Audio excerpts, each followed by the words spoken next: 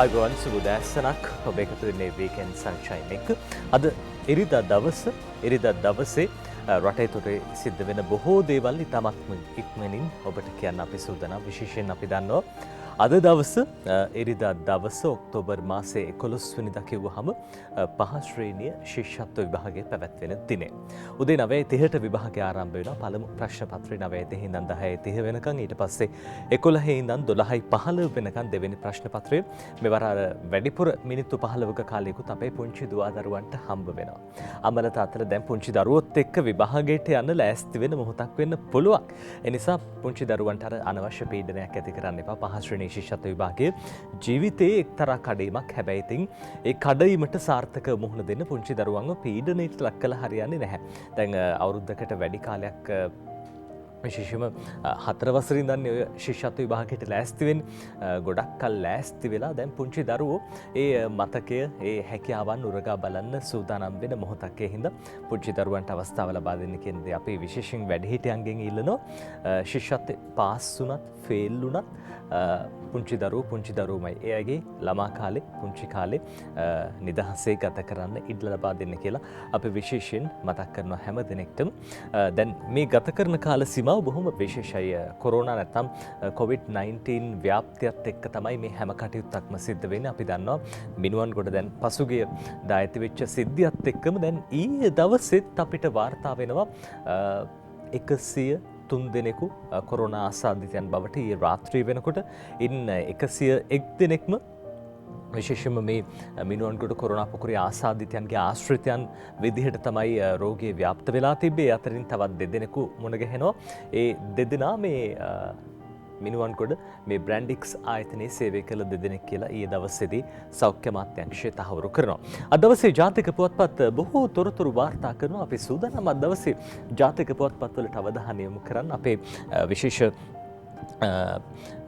පුවත්පත් කිහිපයක් අපි තෝරගන්නවා. අද දවසේ ලංකාදීපය මුලින්ම අවධානය යොමු කරන්න. ලංකාදීපයට කලින් අපි සූදානම් අද දවසේ දිවයින පුවත්පතට අවධානය යොමු කරන්න. අද දවසේ දිවයින කියන්නේ මොනවද කියලා බලමු. මේ තමයි දිවයින ප්‍රධාන සිරස්තලය. කොරෝනා දෙවෙනි රැල්ල අභිරහසක් කියලා අද ප්‍රධාන සිරස්තලයේ විදිහට දිවයින පුවත්පත වාර්තා කරනවා. මේ තමයි ප්‍රධාන සිරස්තලය. දිස්ත්‍රික්ක 17ක ආසාදිතයන් ඉදිරි පැය 48 තීරණාත්මකයි කියලා අද දිවයින ඉරිදා සංග්‍රහය මේ විදිහට වැඩිදුරටත් ලියන්නේ. සමන් ගමගේ මිනුවන්ගොඩ බ්‍රැන්ඩික්ස් ආයතනයේ සේවකයන්ට COVID-19 වෛරසය ආසාදනය වෙමින් මතු වූ කොරෝනා පොකුර නිර්මාණය වීමට හේතු වූ මූලාශ්‍රය මේ දක්වාම අභිරහසක් බවට පත්ව තිබේ කියලා අද දිවයින ඉරිදා සංග්‍රහයේ ප්‍රධාන මේ සිරස්තලයේ බවට පත් කරගෙන තියෙන්නේ මේ පුවත. අර සමහර වෙලාවට සමාජ මාධ්‍යවල ඔබ දකින්නති විවිධ කතා පැතිරෙනවා, කටකතා පැතිරෙනවා. ඉන්දිය ජාතිකයන් පිළිබඳව බොහෝ දේවල් පළ වෙලා තියෙනවා. හැබැයි ඉතින් තවමත් මේ මූලාශ්‍රයේ අභිරහසක් කියලා තමයි අද දවසේ දිවයින පුවත්පත වාර්තා කරන්නේ. ඒ අතරේ අපි ආරම්භයේදීම සඳහන් කරපු කාරණාව අද දවසේ දේශීය ශාස්ත්‍ර විභාගයේ පැවැත්වෙනවා. ඒ පිළිබඳව සහ උසස් පෙළ විභාගයේ හෙට ආරම්භ වෙන්නේ. නොවැම්බර් 6 වෙනිදා දක්වා පැවැත්වෙනවා. ශිෂ්‍යත්ව සහ උසස් පෙළ විභාග සඳහා විශේෂ සෞඛ්‍ය වැඩපිළිවෙලක් කියලා අද දවසේ අනුර බාලසූරිය සුජීව තත්සර ලියන පුවත. විභාග අයදුම්පත් ඇඳිරි නීති බලපත් වෙයි කියලා. දැන් විභාගයට ලබා දීලා තියෙන ප්‍රවේශ පත්‍රය ඇඳිරි නීති බලපත්‍රය විදිහට මේ දරුවන්ට පාවිච්චි කරන්න පුළුවන් කියලා අද දවසේ දිවයින පුවත්පතත් කියනවා. විභාග කොමසාරිස් ජෙනරාල් තුමන් සනත් පූජිත මහත්මයා මේ බව සඳහන් කළා. ඊයේ දවසේ වගේම පෙරේදා දවස්වල පැවැත්වෙච්ච මාධ්‍ය හමුවලදී විශේෂ ආරක්ෂක පියවර යටතේ හා සෞඛ්‍ය උපදෙස් වලට අනුව පහවසර ශිෂ්‍යත්ව විභාගයේ සහ උසස් පෙළ විභාගයේ පැවැත්වෙන බව අධ්‍යාපන අමාත්‍ය මහාචාර්ය පත්තරේ තියෙන ආචාර්ය කියලා පැරදිලා ටිකක් මහාචාර්ය ජී.එල්. පීරිස් මහතා පැවසිය. ඒ අනුව නියමය කරගත් පරිදි අද දින ශිෂ්‍යත්ව විභාගයේ පැවැත්වීමට හා හෙට සිට අධ්‍යයන පොදු සහතික පත්‍ර උසස් පෙළ විභාගයේ ආරම්භ කිරීමට පියවරගත් බව අධ්‍යාපන අමාත්‍යවරයා සඳහන් කළේ කියලා වැඩිදුරටත් තොරතුරු වාර්තා කරනවා. ඉතින් ශිෂ්‍යත්ව විභාගයට පුංචි දරුවෝ අද දවසේදී එකතු වෙනවා. දැන් මේ වැඩ කටයුතු වලදී කොයි ආකාරයෙන්ද ආරක්ෂක අංශය වගේම පොලිසිය ක්‍රියා කරන්න කියලා ඊයේ දවසෙත් අපි ඔබට මේ පිළිබඳව සඳහන් කළා. අපි සූදානම් දැන් නැවත වරක් ඔබට පොඩ්ඩක් මතක් කරලා දෙන්න. නියෝජ්‍ය පොලිස්පතිතුමන් අජිත් රෝහණ මහත්මයා එතුමන් පොලිස් මාධ්‍ය ප්‍රකාශකතුමන් එතුමන් ඊයේ දවසේ අපිත් එක්ක අදහස් පළ කළේ මෙන්න මේ විදිහට අද දවසේ මේ සිද්ධ වෙන ආරක්ෂක වැඩපිළිවෙල සහ අරගෙන තියෙන ක්‍රියාමාර්ග පිළිබඳව. ශිෂ්‍යත්වය පැවැත්වෙන දිනය නිසා විශේෂයෙන්ම මේ ඇඳිරි නීතිය පවතින ප්‍රදේශවල විභාග මධ්‍යස්ථාන වලට විභාගය සඳහා ගෙන යන දරුවන් ඒ වගේම ඇඳිරි නීතිය තිබෙන ප්‍රදේශවල විශේෂිත විභාග මධ්‍යස්ථාන වලට සහභාගී වන දරුවන් මේ දෙමව්පියන් නිසැකවම තමන්ගේ දරුවාගේ විභාග මධ්‍යස්ථානය අඳුනාගෙන තිබිය යුතුයි. වැරදි විභාග මධ්‍යස්ථානයකට ගියොත් සමහර වෙලාවට දරුවාට කාලය මදි වෙනවා. ඒ නිසා තව තවත් ඒ ගැන තහවුරු කරගන්න නිසැකවම ඒ ගැන අවධානය යොමු කරන්න. මවට හෝ පියාට ඔවුන් සමග ගමන් කරන්න පුළුවන්. එහෙම නැත්නම් ඔවුන් දෙදෙනාටම ගමන් කිරීමට හැකියාවක් තිබෙනවා. ඒ වගේම ඇඳිරි නීතිය තියෙන ප්‍රදේශවලට යන දෙමව්පියන් විභාග ප්‍රවේශ පත්‍රයේ ඡායා පිටපතක් ළඟ තබා ගතොත් වඩාත් හොඳයි. ඒ වගේම ස්මාර්ට් දුරකථනයක් තිබෙනවා නම් එහි ඉලෙක්ට්‍රොනික පිටපතක් තමන්ගේ දුරකථනයේ තබා ගන්න. හොඳයි මේ තමයි එතුමන් ලබා දුන්න උපදෙස් පොලිස් මාධ්‍ය ප්‍රකාශකතුමන් නියෝජ්‍ය පොලිස්පති නීතිඥ අජිත් රෝහණ මහත්මයා ඊයේ දවසේ ওই විදිහට කිව්ව දැන් ඇඳිරි නීති බලපත්‍රයේ විදිහට අපිට පුළුවන් මේ විභාග ප්‍රවේශ පත්‍රය පාවිච්චි කරන්න පුංචි දරුවන්ට ඒ වගේම පිටපතක් ළඟ තියාගන්න කියන කාරණාවත් එතුමා හදිස්සි හරි මේ ප්‍රවේශ පත්‍රය නැති වුණොත් ඒ බව සනාථ කරන්න හැකියාවක් තියෙන්නත් ඕනේනේ. අද දවසේ සිළුමිණ පුවත්පතට අපි අවධානය යොමු කරන්නේ සිළුමිණ පුවත්පතෙත් මේ සම්බන්ධයෙන් විභාග පැවැත්වෙන ආකාරය පිළිබඳව මේ විදිහට වාර්තා කරන සුභාෂිනී ජයරත්න ලියන පුවත නිරෝධායන නීති මැද ශිෂ්‍යත්වයේ උසස් පෙළ විභාග ආරම්භයේ කියලා අද සිළුමිණ පුවත්පතට මේ විදිහට ලියනවා. අද පැවැත්වෙන පහවසර ශිෂ්‍යත්ව විභාගයේත් හෙට සිට ආරම්භ වන උසස් පෙළ විභාගයේත් විභාග මධ්‍යස්ථාන සුරක්ෂිත කර ඇති හේයින් කිසිදු බියකින් තොරව සාර්ථක විභාගයට මුහුණ දෙන්නයි අධ්‍යාපන ලේකම් ජ්‍යෙෂ්ඨ මහාචාර්ය කපිල සී පෙරේරා මහතා සියලු අපේක්ෂකයන්ගෙන් ඉල්ලා සිටි. අධ්‍යාපන ලේකම්වරයා වැඩි දුරටත් පැවසුවේ නිරෝධායනය වන ශිෂ්‍යත්ව දරුවන් 14ක් සහ උසස් පෙළ දරුවන් 12 දෙනෙක් සිටින අතර එම ප්‍රමාණය වැඩිවීමට ඉඩ ඇතත් ඔවුන් නිරෝධායනය වූ ස්ථානයේම විභාගයට පෙනී සිටීමට අවශ්‍ය විධිවිධාන සැලසූ බවයි.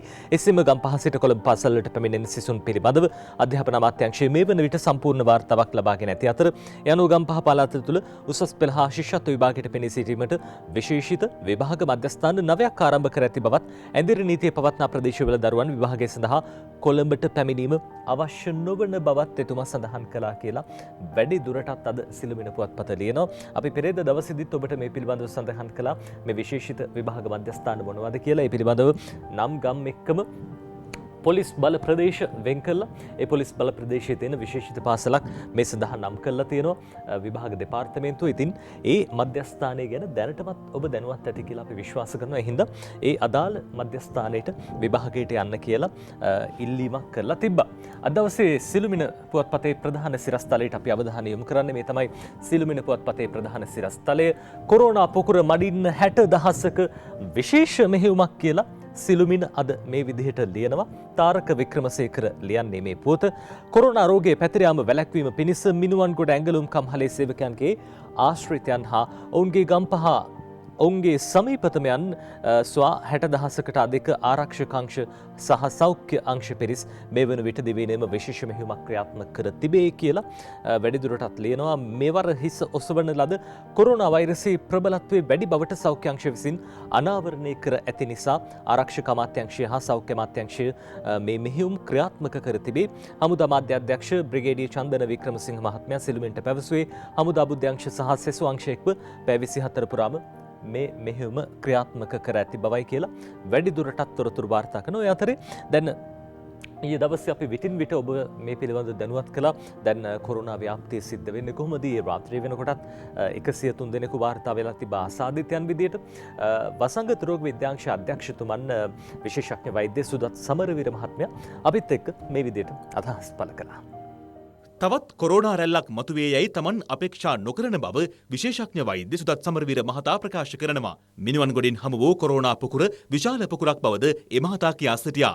සාමාන්‍යයෙන් වෙනත් රටවල රැල්ලක් කිව්වේ රෝගය සමාජගත වෙලා විවිධ ස්ථානවලින් රෝගීන් වාර්තා වීමත් එක්ක විශාල රෝගීන් ප්‍රමාණයක් වාර්තා වීම. අපේ රටේ එහෙම දෙයක් සිදු වුණේ නැහැ. එහෙම දෙයක් සිදු වෙයි මේ අවස්ථාවේදී අපිට බලාපොරොත්තු වෙන තරම් කාරණේකුත් නැහැ. මොකද අපි මේ රෝගීන් මේ පොකුරේ මුල්ම රෝගියා හඳුනා ගන්නවත් සමගම එතන ඒ කර්මාන්තශාලාවේ සියලුම දෙනා නිරෝධායනය කිරීමටත් ඔවුන්ගේ PCR පරීක්ෂණ දවස් දෙකක් වගේ කෙටි කාලයක් තුළ සිදු කිරීමටත් කටයුතු කළා. ඉතින් ඒ නිරෝධායනය කරපු අතර ඉදිරියේදී තවත් රෝගීන් අපි බලාපොරොත්තු වෙන එක සාමාන්‍ය දෙයක්. අපි ඒ වැලිසර නාවික හමුදා කඳුරේ දැක්කා. ඒ මාස කිහිපයක් තිස්සේ සිද්ධ වුණා. ඒ වගේම කන්දකාඩු පුනරුත්ථාපන මධ්‍යස්ථානෙත් ඒ දේ සිද්ධ වුණා. ඒක තමයි සාමාන්‍ය සංසිද්ධිය. ඒ නිසා තමයි අපි මේ ආශ්‍රිතයෙන් නිරෝධායනය කරන්නේ. ඔවුන් අතර තවදුරටත් ආසාදිතයෝ ඉන්නවා. ඔවුන්ගේ රෝග ලක්ෂණ මතුවෙන්නේ නැත්නම් ඔවුන්ගේ PCR පරීක්ෂණ මගින් හඳුනා ගන්න අපිට පුළුවන් වෙන්නේ ඉදිරියේදී. ඒ නිසා මේ තුලින් තවත් රැල්ලක් එයි කියලා අපි බලාපොරොත්තු වෙන්නේ. අපිට හමු වුණේ විශාල පොකුරක්. මේ අතර PCR පරීක්ෂණ පැවැත්වීම සම්බන්ධයෙන් වසංගත රෝග විද්‍යායකගේ අධ්‍යක්ෂ විශේෂඥ වෛද්‍ය සුදත් සමරවීර මහතා අදහස් පළ කළා. මේ වෛරසය ඇඟට ගිහිල්ලා ඇඟෙන් වෛරසය පිටවි ඒ PCR සාම්පලයක ටෙස්ට් එක පොසිටිව් වෙන්න යම්කිසි කාලයක් ගත වෙනවා. මේ දින 2 සිට දින 10ක් අතර කාලයක් සිද්ධ වෙන්න පුළුවන්. ඒ නිසා මේ PCR පරීක්ෂණය සිදු කිරීමේදී රෝගියෙකුට යම්කිසි ආශ්‍රිතයෙන් නිරාවරණය වුණාට පස්සේ යම්කිසි දින ගණනක් ගත වුණාට පසු තමයි අපි PCR පරීක්ෂණය සිදු කරන්නේ. එයින් තමයි හොඳම ප්‍රතිඵල ලැබෙන්නේ. එහෙම නැති වුණොත් යම්කිසි විදියකින් තමුන්ගේ ඇඟේ වෛරසය තිබුණත් PCR පරීක්ෂණය නෙගටිව් කියලා එන්න පුළුවන්. ඒ නිසා අපි මේ සමීප ආශ්‍රිතයින්ගෙන් ඉල්ලා හිටිනවා විශේෂයෙන්ම ගම්පහ දිස්ත්‍රික්කයේ මේ සමීප ආශ්‍රිතයින් අතර යම්කිසි විදිහකින් කැළඹීමක් බයක් තැති ගැනීමක් තියෙන්න පුළුවන්. දැනගත්තු වහාම PCR පරීක්ෂණයක් නොකරන්නේයි කියලා. එසේ කිරීමෙන් අවශ්‍ය තරම් අපිට ප්‍රතිඵල ලැබෙන්නේ නැති නිසා තමයි ඒ වගේ කරන්නේ නැත්තේ. ඒ නිසා කැළඹෙන්නේ නැතුව බිය වෙන්නේ නැතුව සෞඛ්‍ය අංශ විසින් ලබා දෙන උපදෙස් පිළිපදෙමින් හොඳින් නිරෝධායනය වෙමින් තමුන්ගෙන් තවත් කෙනෙකුට රෝගය පැතිරෙන්නේ නැති වෙන විදියට වුන් හැසිරෙනවා නම් ඊටමත් වැදගත් වෙනවා. එතකොට අපිට වඩාත්ම සුදුසු අවස්ථාවේදී සෞඛ්‍ය අංශ විසින් PCR පරීක්ෂණය සිදු කරાવી. හොඳයි අර එතුමන් කියපු විදිහට මේ PCR පරීක්ෂණ කරන එක බොහොම වටිනවා. දැන් මේ වෙනකොට PCR පරීක්ෂණ කීයක් විතර කරලා තියෙනවද? අද දවසේ සිළුමිණ පුවත්පතේ ගැන මේ විදිහට ඡායාරූපයකුත් එක්කම වාර්තා කරනවා. මේ ඡායාරූපයේ PCR පරීක්ෂාවක් සිද්ධ කරන ආකාරය මේ සාම්පල ලබා ගන්නේ මෙන්න මේ විදිහට. මිනුවන් ගොඩින් හිස එස වූ කොරෝනා දෙවෙනි රැල්ලට ගම්පහ දිස්ත්‍රික්කයේ ඇඟලුම් කමහලක දහසකට අධික පිරිසක් ගොදුරු වූහ. මේ වන විට දිවෙනේ දිස්ත්‍රික්ක 16කට සුළු වශයෙන් හෝ රෝගී පැතිර ගොස් ඇත. රෝගීන් හඳුනා ගැනීමට පවත්වන ලබන PCR පරීක්ෂණ 3,21,089ක් මේ වන විට පවත්වා ඇති අතර කොළඹ නගර සභා සේවකයෙකු රෝගයට ගොදුරු වූ නිසා ආසාදිතයා සැරිසැරු සහ ඇසුරු කළ අය සිටින කොළඹ සැක සහිත ප්‍රදේශවල ජනතාව පසුගිය 9 වෙනි සිකුරාදා ස්ථාන කිහිපයකදී PCR පරීක්ෂණයට යොමු කළ ආකාරය කියලා මේ ඡායාරූපයත් එක්ක වාර්තා කරන්නේ. දැන් මේ වෙනකොට PCR 3,21,089ක් ඊයේ දවසේ කරපුවත් එක්කම තව ටිකක් මේ ප්‍රමාණය වැඩි වෙලා ඇති කියලා අපි විශ්වාස කරනවා. ඉතින් පරීක්ෂණ කරන්න තමයි මේ රෝගය හඳුනගන්න හැකියාව තියෙන්නේ. ඔය අතරේ කොරෝනා මඩින් අපේ සහය කියලා අද දවසේදී ජාතික සමගි ජන බලවේගය සඳහන් කරපු පුවතක් භක්ති ධර්මප්‍රිය මෙන්ඩිස් ලියනවා සිළුමිණට COVID-19 වසංගතය මර්ධනය කිරීම සඳහා රජයේ ගෙන යන ඕනෑම වැඩපිළිවෙලකට විපක්ෂය පූර්ණ සහයෝගය ලබා දෙන බව සමගි ජන බලවේගයේ ප්‍රධාන ලේකම් පාර්ලිමේන්තු මන්ත්‍රී රංජිත් මද්දුම් බණ්ඩාර මහත්තයා කිව්වා කියලා අද සිළුමිණ මෙන්න මේ විදිහට ලියනවා. අපි සිළුමිණ පුවත්පතෙන් පස්සේ සූදානම් අද ඉංග්‍රීසි ජාතික පුවත්පතකට අවධානය යොමු කරන්න. අද සන්ඩේ ඔබ්සර්වර් පුවත්පත වාර්තා කරන තොරතුරු කිහිපයක් අපි විශේෂයෙන්ම අවධානය යොමු කරන්න පුළුවන්. සන්ඩේ ඔබ්සර්වර් පුවත්පතේ ප්‍රධාන සිරස්තලයටත් අපිට අවධානය යොමු කරන්න පුළුවන්. අද ප්‍රධාන සිරස්තලයේ මේ විදිහට ලියන්නේ present written complaint it Bendix violated health protocols. මේ නිමල් සිරිපාල ද සිල්වා අමාත්‍යතුමන් සඳහන් කරන කාරණාවක්. එතුමන් කම්කරු අමාත්‍යතුමන් present written complaint if Bendix violated health protocols මේ Bendix සමාගම සෞඛ්‍ය නීති රීති කඩකල බවට චෝදනාවක් එල්ල වෙනවා. විශේෂයෙන්ම කම්කෝර ඇමතිතුමා විදිහට එතුමන් මේ පිළිබඳව අවධානයෙන් පසු වෙනවා. විශේෂයෙන්ම මේ පිළිබඳව ලිඛිතව චෝදනා පත්‍රත් බාර දීලා තියෙනවා. මේ සම්බන්ධයෙන් කම්ප්ලේන්ට්ස් කිහිපයකුත් ඇවිල්ලා තියෙනවා කියලා තමයි වාර්තා වෙන්නේ. බ්‍රැන්ඩික් සමාගම මේ සෞඛ්‍ය නිරෝධායන නීති රීති කඩකලා කියලා සේවකයන්ගේ ආරක්ෂාව ගැන හිතුවේ නැහැ කියන කාරණාව පිළිබඳව චෝදනා එල්ල වෙනවා. ඒ පිළිබඳව එතුමන් කටයුතු කරන්න සූදානම්. මෙහෙම වෙලා තියෙනවා නම් කටයුතු කරන්න සූදානම් කියලා අද දවසේ සන්ඩේ ඔබ්සර්වර් පුවත්පත මේ විදිහට තොරතුරු වාර්තා කරනවා. ඒ අතරදී විශේෂයෙන්ම මේ චීනෙන් පැමිණි පිරිසක් පිළිබඳවත් Chinese delegation adhered to COVID-19 protocols කියලා මේ විශේෂයෙන්ම අපිට වාර්තා වෙනවා මේ සම්බන්ධයෙන් සිදුවීමකුත් ඒ ගැනත් අද දවසේ සන්ඩේ ඔබ්සර්වර් පුවත්පතේ තොරතුරු වාර්තා කරලා තියෙනවා. ඒ අතරේ සන්ඩේ ඔබ්සර්වර් පුවත්පතේ ප්‍රධාන ඡායාරූපය මේ දැන් අපි දන්නවා COVID-19 කොරෝනා වෛරසය සමාජයේ පැතිර ගිහින් තියෙනවා. දැන් ඔය අතරේදී අපිට අවධානය අඩු වුණු තවත් දෙයක් තමයි ඩෙන්ගු මර්ධනය කියන කාරණාව. මේ ඔබට පේනවා මේ දුම් නිකුත් කරන යන්ත්‍රයකින් මේ පිළිබඳව මේ අපි දැන් හැමතැනම මේ දුම් ගහලා පිරිසිදු කරන්න ඕනේ ඩෙන්ගු මදුරුව පළවා හරින්න නම් ඒ සම්බන්ධයෙන් කටයුතු කරන ආකාරයේ health workers busy sanitizing the Nalanda College Examination Center මේ විශේෂම ඩෙන්ගු මදුරුව සහ දැන් ඒ කටයුත්ත වගේම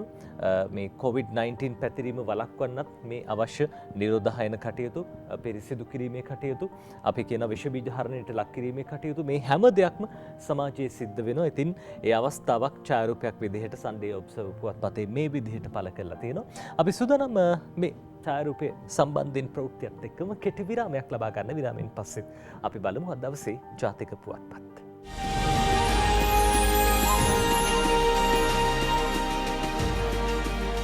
පද ඔබ විරාමයෙන් පස්සෙත් එකතු වෙන්නේ වීකෙන්ඩ් සන්ෂයින් එක අද ඉරිදා දවස අපි නිතර මතක් කරන්නේ අද පුංචි දරුවෝ ශිෂ්‍යත්ව විභාගයට මුහුණ දෙන දවස උදේ 9 මාට විභාගය ආරම්භ වෙනවා.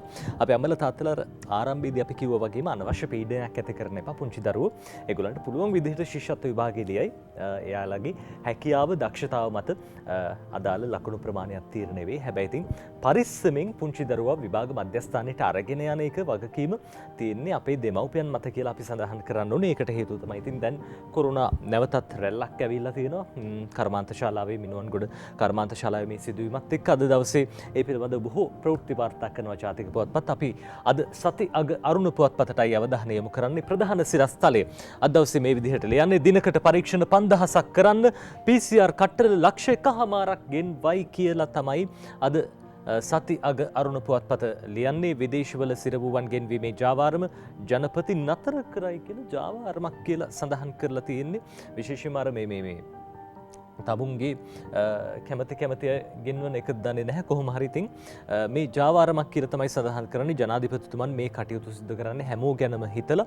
හැබැයි නිලධාරීන් බලධාරීන් කටයුතු කරන්නේ කොහොමද? මේ අය පක්ෂපාතීව කටයුතු කරනවද දන්නේ නැහැ. මොකද චෝදනාවක් තිබ්බ සමාජයේ සමහර උදවියකින් මේ දැන් අර විදේශ රටවල ඉන්න සිසුවියන් ගෙන්වීමේදී පවා අනේ අපේ දුව පුතාව ගෙන්න ගන්න විදිහක් නැහැ. හැබැයි ලංකාවට බොහෝ පිරිස් එනවා. මේ එන අය අතරේ ප්‍රමුඛතාව දීලා කටයුතු කරන්නේ කාටද කියන එක ප්‍රශ්නයක්. ඒ පිළිබඳව නිලධාරීන් බලධාරීන් කටයුතු කරන්න ඕනේ.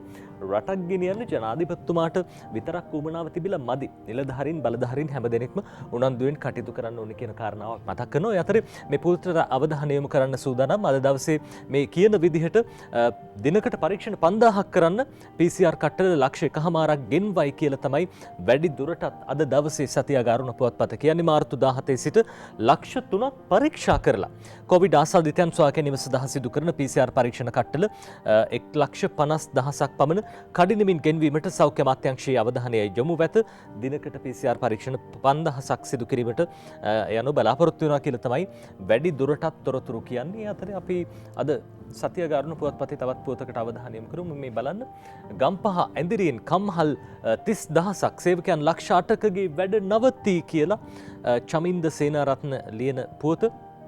දැන් අර කොරෝනා ටිකකට නවත්තලා පහුගිය කාලේ අපි දැක්කා රටම සංවර්ධනය වෙන්න පටන් අරගෙන තිබ්බ. සංවර්ධන ගමන ආරම්භ කළා.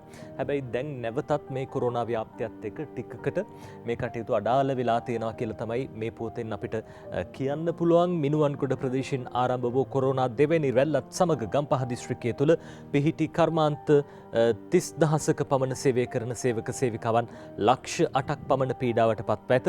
මින් වැඩිම කර්මාන්ත ප්‍රමාණයක් පවතින්නේද දැනට කොරෝනා දෙවැනි රැල්ලට ගොදුරු වී ඇති මිනුවන්ගොඩ හා දිවුලපිටිය ආසනවලයි කියලා අද දවසේ සති අග අරුණ පුවත්පත වැඩිදුරටත් තොරතුරු ලියනවා. ඒ අතරදී අපිට පුළුවන් තවත් පුවතකට අවධානය යොමු කරන්න. මේ බලන්න ඔය අතරේදී මේ සිදුවීම් අතරදී සිද්ධ වෙච්ච දෙයක් ෆාම් තෙල් ඉල්ලුම ඉහළ දාගන්න පොල් තෙල් බද්ද වැඩි කර ගැනීමේ සැලසුමක් කියලා අර බොරදී මාළු බාන පිරිසුත් අපිට මේ දවස්වල දකින්න හම්බ වෙනවා. දැන් මේ කොරෝනා අස්සේ මේ වගේ දේවලුත් සිද්ධ වෙනවා. ෆාම් තෙල් සඳහා පනවා ඇති ආනයන බද්දට වඩා පොල් තෙල් සඳහා පනවා ඇති බදු මුදල අඩු නිසා ඒ ඉහළ දමා ගැනීමේ සැලසුමක් පිළිබඳ තොරතුරු වාර්තා වෙයි. ෆාම් තෙල් ලීටරයක් සඳහා රුපියල් 250ක බද්දක් ද ආනයනික පොල් තෙල් සඳහා රුපියල් 150ක බදු මුදලක් දාය කරයි කියලා වැඩි දුරටත් තොරතුරු ඒ විදිහට ලියනවා සතියක අරුණ පුවත්පතේ. යතරේ මාර්ග කිලෝමීටර් ලක්ෂයකට කළුගල් බොරළු හරහට හිටී කියලා උදේජීවී ඒකනායක ලියන්නේ. රජයේ විවිධ අනපනත් සහ ගැසට් නිවේදන හේතුවෙන් මාර්ග කිලෝමීටර් ලක්ෂයක් ඉදිකිරීම සඳහා අවශ්‍ය බොරළු සහ ගල් හිඟයක් මතුවලා තියෙනවා කියලා වැඩි දුරටත් තොරතුරු වාර්තා වෙනවා කියලා තියෙන අර අපි නැවතත් කියන කතාව ජනාධිපතිතුමාට රටක් හදන්න ඌමනා වුණාට තේරුමක් නැහැ. සමහර වෙලාවට අනපනත් බාධා වෙලා තියෙනවා, නිලධාරීන් බාධා වෙලා තියෙනවා. මේ හැමදේම නිවැරදිව හරිගස්සගෙන ඉදිරියට යන්න ඕන කියන කාරණාව තමයි අපි සඳහන් කරන්නේ. ජනාධිපතිතුමාට විතරක් නෙවෙයි රජයේ මැති ඇමතිවරුන්ටත් ජනතාව ජනවරමක් ලබා දුන්නේ රට සංවර්ධනය කරන්න. දැන් කොරෝනා හින්දා ටිකක් බාධා මතුවලා තියෙනවා. හැබැයි මේ කොරෝනා වසංගතයත් ඉක්මනටම මේ අනතුරත් පහව ගිහිල්ලා රට නැවතත් සංවර්ධනය කරන්න පටන් ගන්න ඕන කියන දේ අපි හැමදෙනෙක්ම දන්නවා. ඔය අතරේ ශිෂ්‍යත්ව හා උසස් පෙළ සිසුහු 26ක් නිරෝධායන මධ්‍යස්ථාන 8ක විභාගයට ලියති කියලා චාමරපල්ලේ ගෙදර ලියන්නේ. පහ වසර ශිෂ්‍යත්ව විභාගයට සහ උසස් පෙළ විභාගයට පෙනී සිටින සිසුන් 26ක් නිරෝධායන මධ්‍යස්ථාන තුල සිටින බව අධ්‍යාපන අමාත්‍යාංශ ලේකම් මහාචාර්ය කපිල පෙරේරා මහත්තයා කිව්වා කියලා මාධ්‍ය හමුවේදී තුමන් සඳහන් කරපු කාරණාවක් උපුටා දක්වමින් තමයි අද මේ විදිහට සති අග අරුණ පුවත්පතේ ගැන ලියන්නේ තොරතුරු. අපි සුදනම් සතියක අරුණ පුවත්පතේ තවත් ප්‍රවෘත්ති කිහිපයකට ඉක්මනටම අවධානය යොමු කරන මේ බලන්න මේ මැතිවරණ කොමිසමේ ලොක්කෙක් ගැන කියන කතාවක්. ස්වාධීන මැතිවරණ කොමිසමේ ලොක්කෙක් ගෙදර වැඩට වාහන 3ක් කරන් ස්වාධීන නිසා විගණනයටත් හසු නොවේයි කියලා අර පාර්ලිමේන්තුවේ පහුගිය දවස්වල කෑ ගැහුවා විගණන පනතින් විගණනයට ලක් වෙනවා ජනාධිපතිතුමාව පවා කියලා. හැබැයි ඉතින් බලන්නකො ස්වාධීන හින්දා විගණනයටත් අහු වෙලා නැහැ. මේ මැතිවරණ කොමිසම ගැන කියන්නේ සමාජිකයෝ 3 දෙනෙක් ඉඳපු මැතිවරණ කොමිෂන් සභාවේ ඇතැම් සමාජිකයන් එම කොමිසමේ වාහන අසීමාන්තික ලෙස භාවිත කරනු ලැබුවත් එම කොමිසමේ පිහිටුවා තිබෙන විගණන අංශයේ අවධානයට යොමු වී නැති බවට අනාවරණය වී තිබේ කියලා මේ විදිහට සාලී කුමාර ගුණසේකර අද දවසේ ලියන පුවත.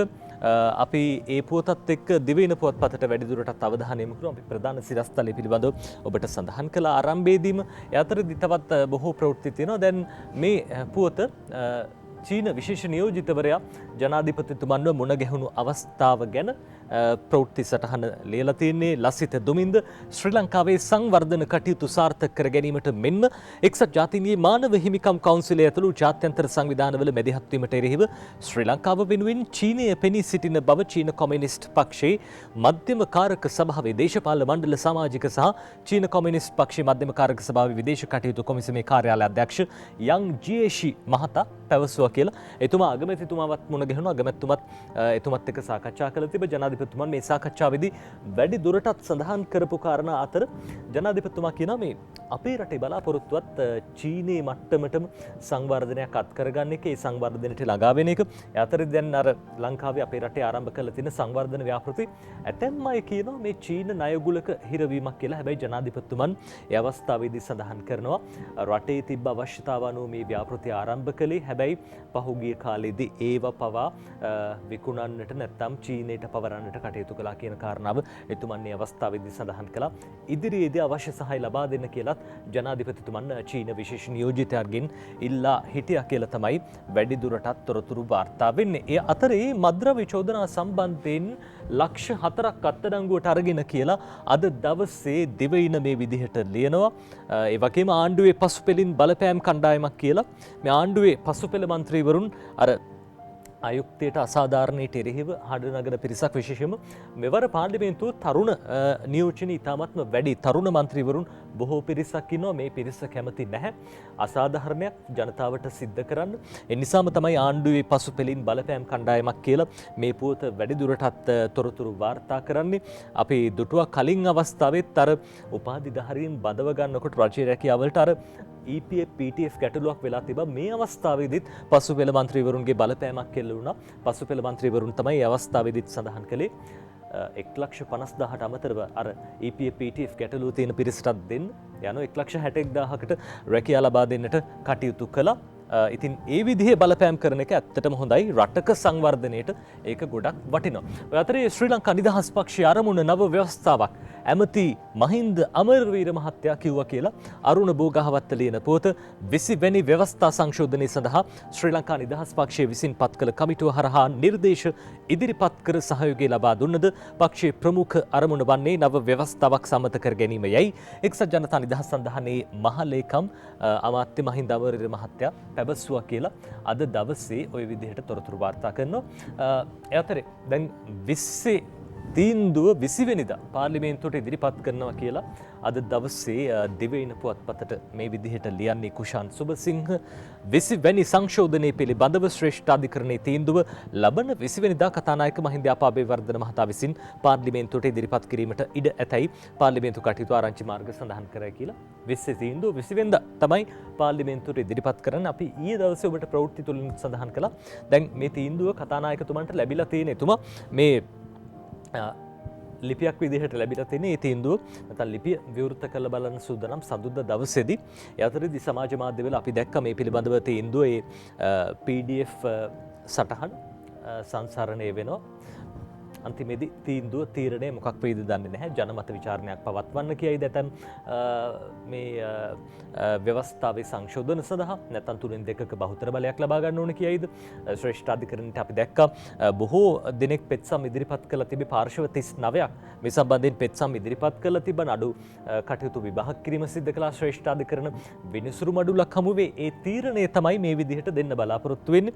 තීන්දුව මොකක් වෙයිද කියන්න අපිත් තාම දන්නේ නැහැ. දැන් කතානායකතුමා අතේ තියෙන එතුමා ගාව තිබ්බත් එතුමත් තාම මේ තීන්දුව විවෘත කළේ නැහැ කියලා තමයි තියෙන්නේ. සදුදා දවසේදී විවෘත කරන්න සූදානම්.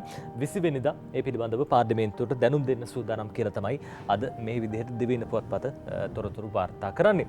ආණ්ඩුව බරපතල ආර්ථික අර්බුදයක කියලා විජේදාස් රාජපක්ෂ මහත්තයා සඳහන් කරපු කාරණාවක් අද දවසේදී දිවයිනට මෙහෙම ලියනවා බුලිත ප්‍රදීප් කුමාර. ආණ්ඩුව බරපතල ආර්ථික අර්බුදයක විජේදාස් රාජපක්ෂ අනතුරු අඟවයි කියලා තියෙනවා. ඔය අතරේ තීරුබදු නොකිවා දේශපාලන පුත්‍රයා රැගෙන ගිය සුපිරි ජීප්‍රිය රේගුව යලි රැගෙන එයි කියලත් ප්‍රවෘත්තියක් අද දවසේදී මේ විදිහට දිවයිනට ලියලා තියෙනවා. සමන් ගමගේ ආණ්ඩුවේ ප්‍රබල දේශපාලනඥයෙකුගේ පුත්‍රයෙක් නියමිත තීරුබදු මුදල් නොගෙවා රැගෙන ගිය ජීප් රථයක් ආයිත් රේගුව අරගෙන ඇවිල්ලා තියෙනවා. ඉස්සර නම් ඉතින් මේ වගේ දේවල් වුණා. දැමති පුතාලා ගැන ඉස්සර අඳුරු අතීතයක් ඉතිහාසයක් අපිට තියෙනවා. ඒ කාලේ වගේ නෙවෙයි මේ කාලේ දැන් ඒ විදිහේ වංචා දූෂණ කරන්න හැකියාවක් නැහැ.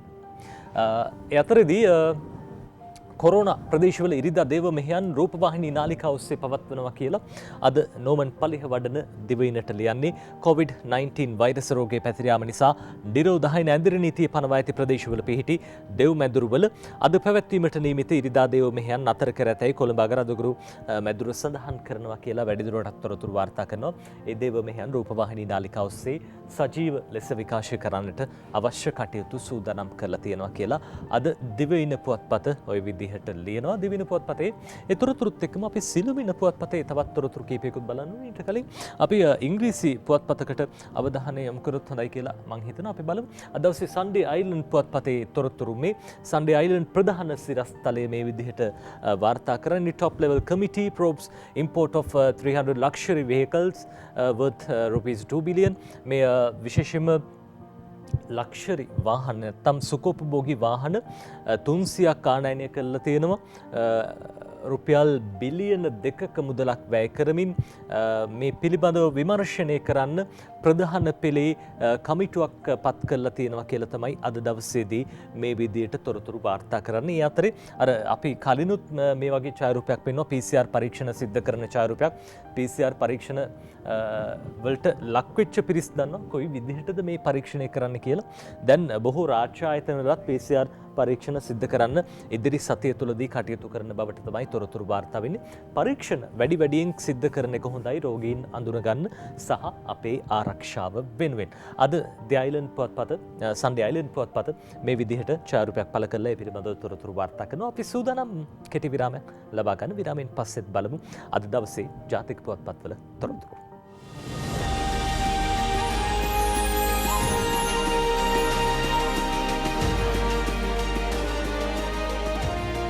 වෙලා උදේ 6:33යි ඔබ එකතු වෙන්නේ අද දවසේ වීකෙන්ඩ් සන්ෂයින් එක නිදහස් සතියන්තේ නිදහසේ ගත කරන අතරදී දැන් අද ශිෂ්‍යත්ව විභාගය ආරම්භ වෙනවා. හෙට දවසේ අපොස උසස් පෙළ විභාගය ආරම්භ වෙනවා. උසස් පෙළට මුහුණ දෙන බොහෝ පිරිසකුත් බලාගෙන හිටියා උසස් පෙළ විභාගයේ කල්යයිද කියන කාරණාව අපේ දරුවන්ගේ මානසිකත්වය අඩාල කරන්න බැරි හින්දා වැඩිහිටියෝ නැත්නම් අධ්‍යාපන අමාත්‍යාංශයේ විභාග දෙපාර්තමේන්තුව තීරණය කළා මේ කොවිඩ් වසංගතයේ ව්‍යාප්තියත් හමු එක්කම ආරක්ෂිත විභාගය පවත්වන්න ඕනේ කියලා. ඒක බොහොම හොඳ තත්ත්වයක්. දරුවන්ගේ අනාගතය සුරක්ෂිත කරන එක වැඩිහිටියන්ගේ වගකීමක්. ඒ අතරදී අද දවසේ කොවිඩ් ආසාදිතයන් පිළිබඳව සහ ඒ තොරතුරු පිළිබඳව ජාතික පුවත්පත් බොහෝ ප්‍රවෘත්ති වාර්තා කරනවා. අතර විශේෂ පුවතක් අපි තෝරගත්තා අද දවසේ Sunday Island පුවත්පත වාර්තා කරන මේ ඒ පුවත COVID-19 hospital capacity down to 419 මේ COVID-19 ආසාදිතයන් සඳහා ප්‍රතිකාර ලබා දීමට තිබෙන රෝහල් පහසුකම් පිළිබඳ ප්‍රවෘත්තියක් දැන් තවත් ඇඳවල් 419ක් විතරයි රෝගීන් සඳහා තියෙන්නේ කියන කාරණාව. Sri Lanka's hospitals designated to treat COVID-19 patients are close to full with only 419 available capacity out of 100,552. මේ 1552ක අවශ්‍යතාවක් තියෙනවා ඊයේ පස්වරු 3 වෙනකොට ඇඳවල්. හැබැයි තියෙන්නේ 419 කියන කාරණාව තමයි තොරතුරු වාර්තා කරන්නේ. මේ පිළිබඳව කොවිඩ් මර්ධන කොවිඩ් වැළැක්වීමේ ජාතික මධ්‍යස්ථානයේ හෙළි කරපු තොරතුරු අනුව තමයි මේ පිළිබඳව අද දවසේ Sunday Island පුවත්පත තොරතුරු වාර්තා කරන්නේ. There are 1,133 patients currently in the hospitals, 1,017 of whom are from the Minuwangoda cluster. Then මේ වෙනකොට රෝහල්ගතව 1,133 දෙනෙකු ප්‍රතිකාර ලබනවා. ඒ අතරින් 1,017 දෙනෙක්ම මිනුවන්ගොඩ කොවිඩ් පොකුරේ පිරිස්. ඒ වගේම 118 දෙනෙක් විදේශ රටවල සිට පැමිණි පුද්ගලයින් රෝහල් 12ක් මේ සඳහා යොදවලා තියෙනවා.